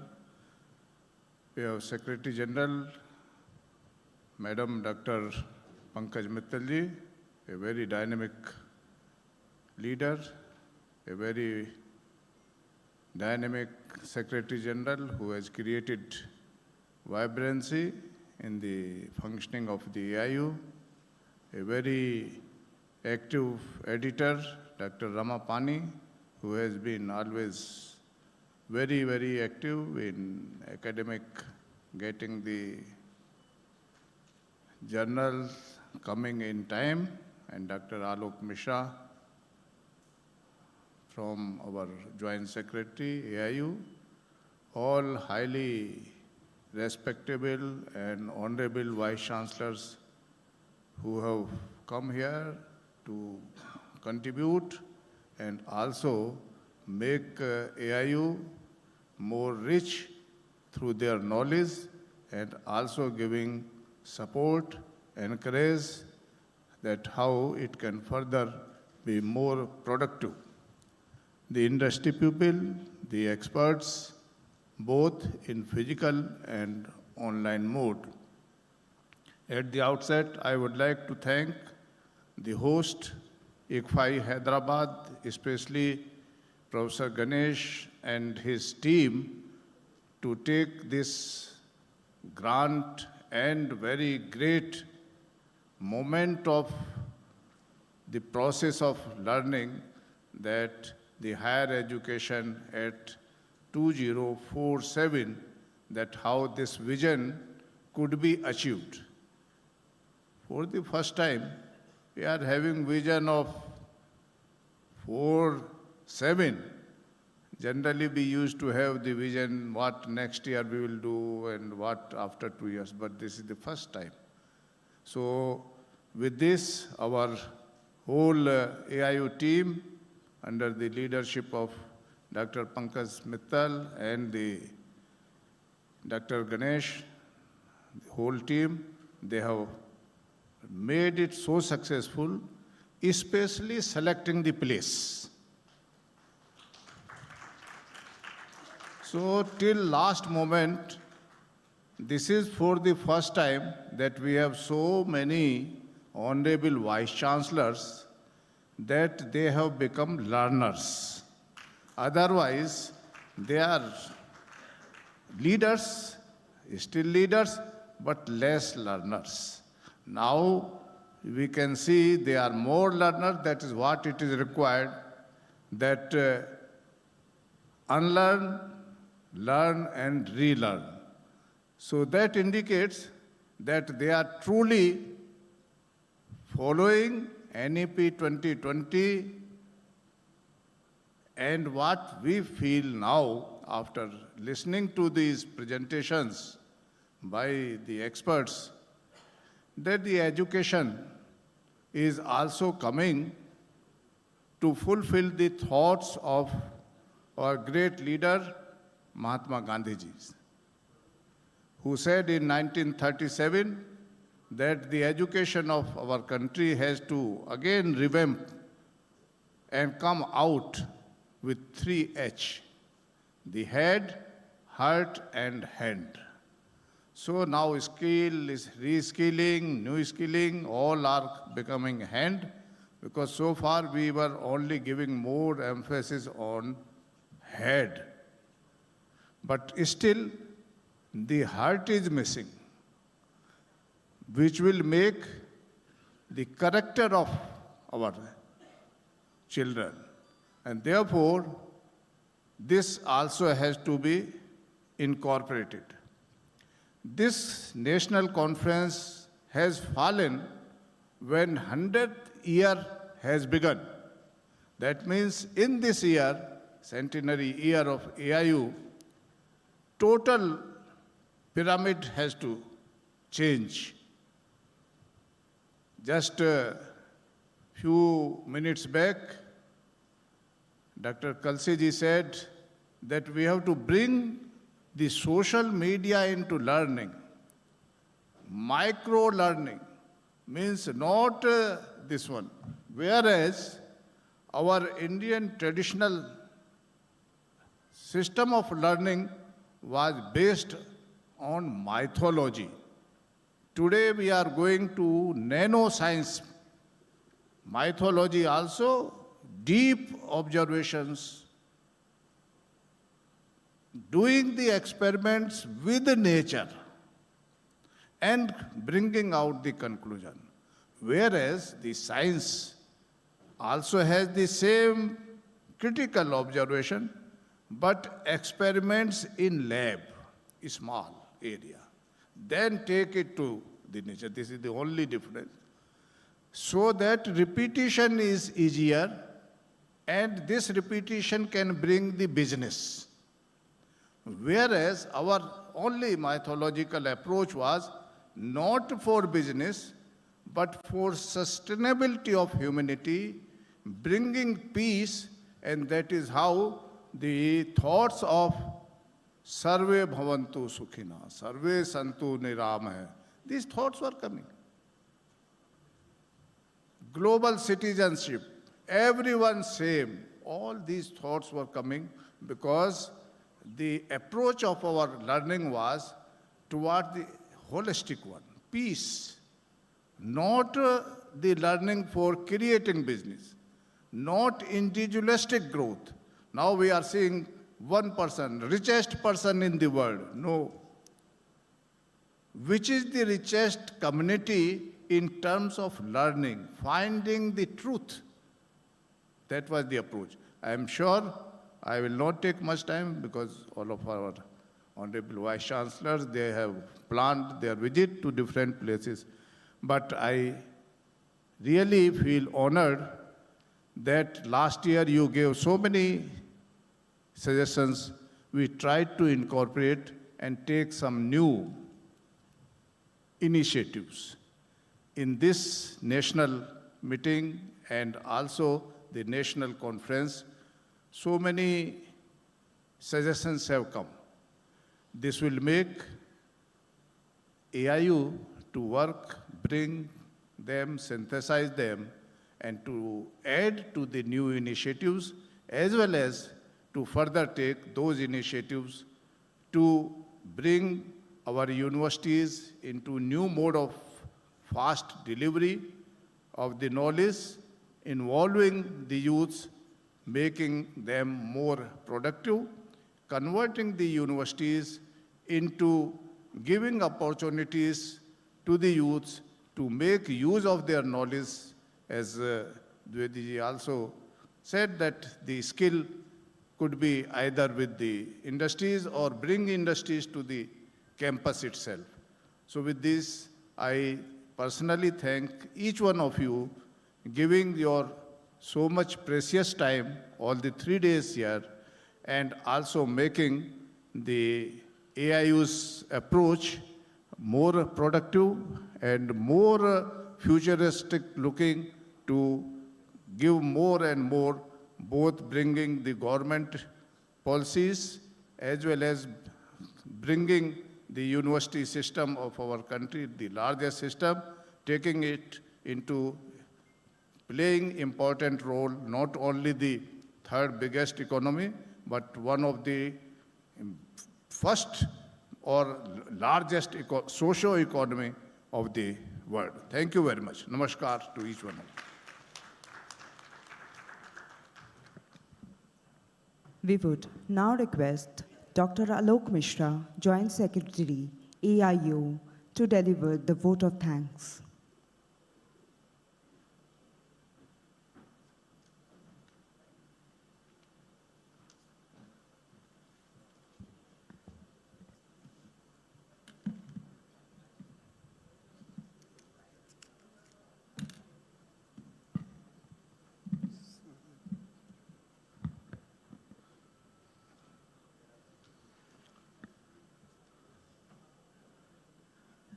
आज के समापन समारोह में मंच पे साक्षात professor Ganesh ji विद्वान हैं। आपको बहुत बहुत नमस्कार, बहुत बहुत धन्यवाद। और आप समझ सकते हैं कोई भी कार्यक्रम का प्रारंभ बिना भगवान गणेश की वंदना के नहीं होता है, तो ऐसे वंदनीय स्वयं हमारे साथ हैं और जिन्होंने इस पूरे कार्यक्रम में एक जो कहते हैं कि शुभता, शुभ लाभ और शुभ भारतीय दर्शन की बात हो रही थी, तो ऐसे आपके यहाँ इसका होने से ही मात्र से जो है इस पूरे कॉन्फ्रेंस की जो ऊंचाई है वो एक नए ऐतिहासिकता को जो है कहीं दर्ज कर रही है।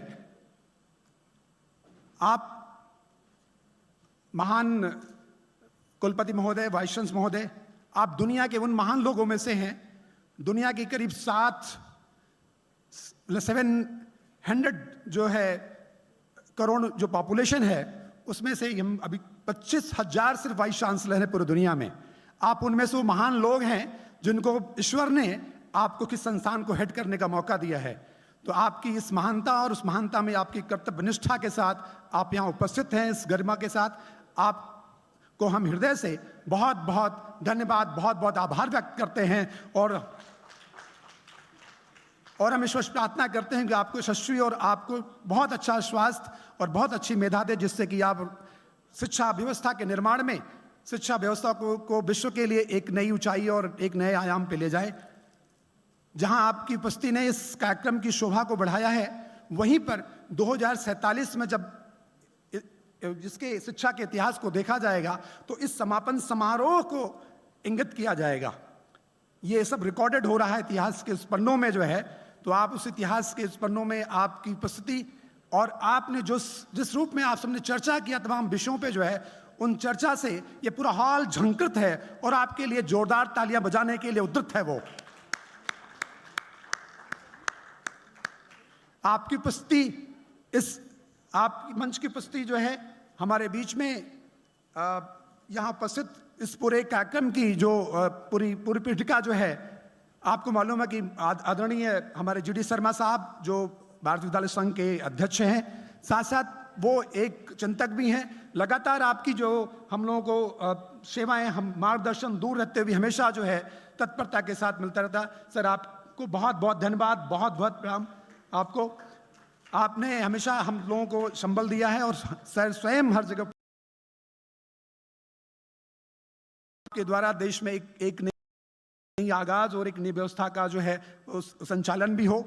हम साथ साथ यहाँ पर जहाँ पर इस मंच पर जो है उड़ीसा सरकार के जो मुख्यमंत्री वहाँ पे हैं, यशस्वी मुख्यमंत्री हैं, उनके एडवाइज़र आप सोच सकते हैं, उनकी सलाह समिति में और वहाँ की शिक्षा व्यवस्था और उसके इकोसिस्टम के सलाहकार के रूप में प्रोफेसर त्रिपाठी सर हैं। सर आपको बहुत बहुत नमस्कार, बहुत धन्यवाद कि आप यहाँ उपस्थित हुए।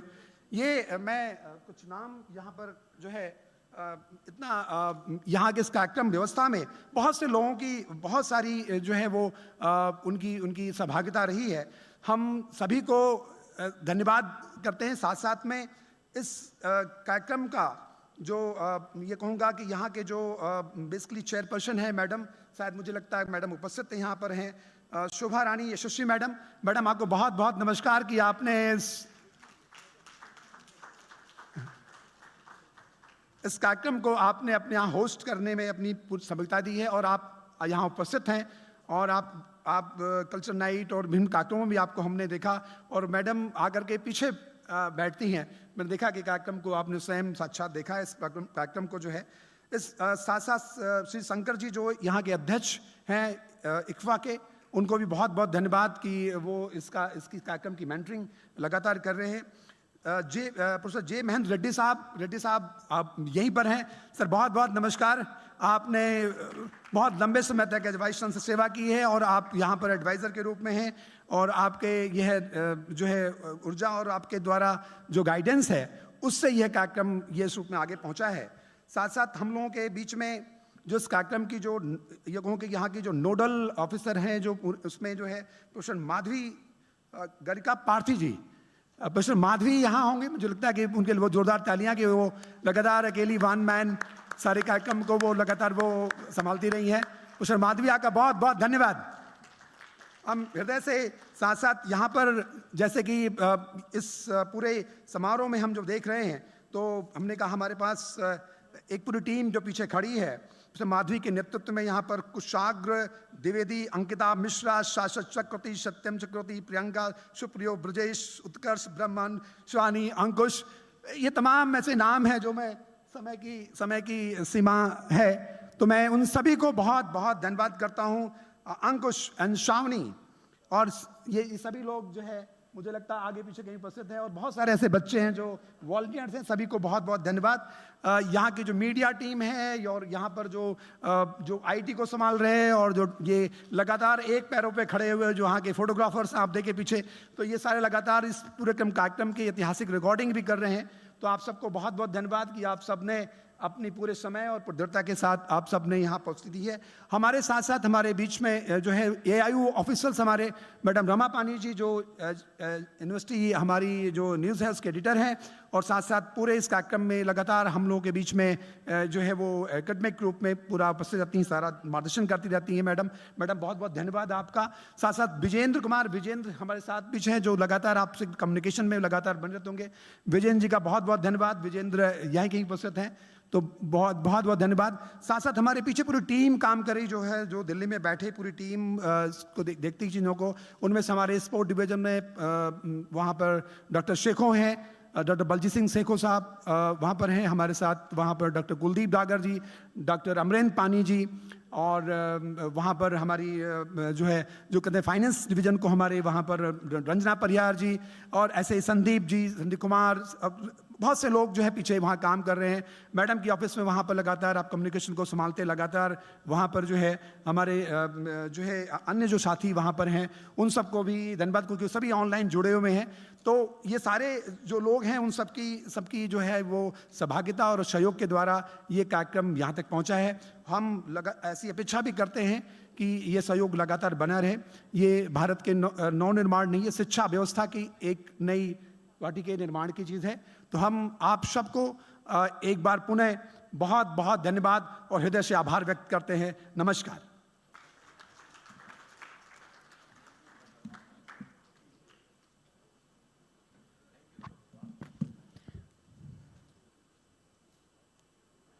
Now, we would request Madam Shobharani Yashwashvi to please come forward.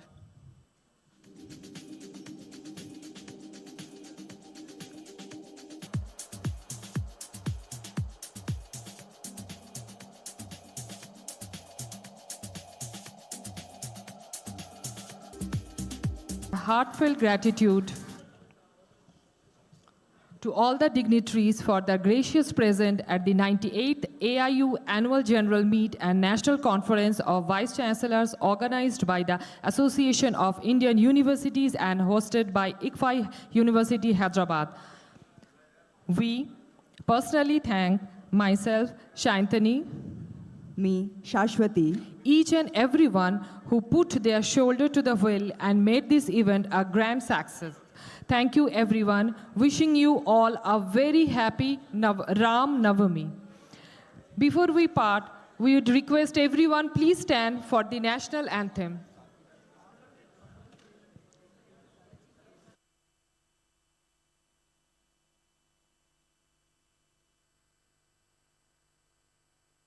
जनगण मन अधिनायक जय हे भारत भाग्य विधाता पंजाब सिंध गुजरात मराठा द्राविड उत्कल बंगा विंध्य हिमाचल यमुना गंगा उच्चल जलधि तरंगा तव शुभ नामे जागे तव शुभ आशीष मांगे गाहे तव जय गाथा जन गण मंगलदायक जय हे भारत भाग्य विधाता जय हे जय हे जय हे जय जय जय जय हे।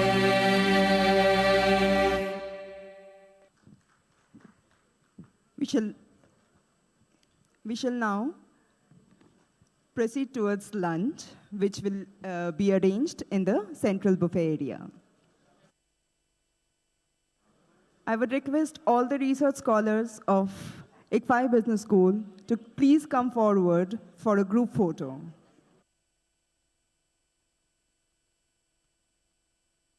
I would request all the team ICFAI, please come forward for a group photo. Team ICFAI, please come forward for a group photo. Team ICFAI, everyone, please come on the stage for a group photo. Our very dear BBA students, please come on stage for a group photo. Our IT team, please. Gopi sir, please come on stage.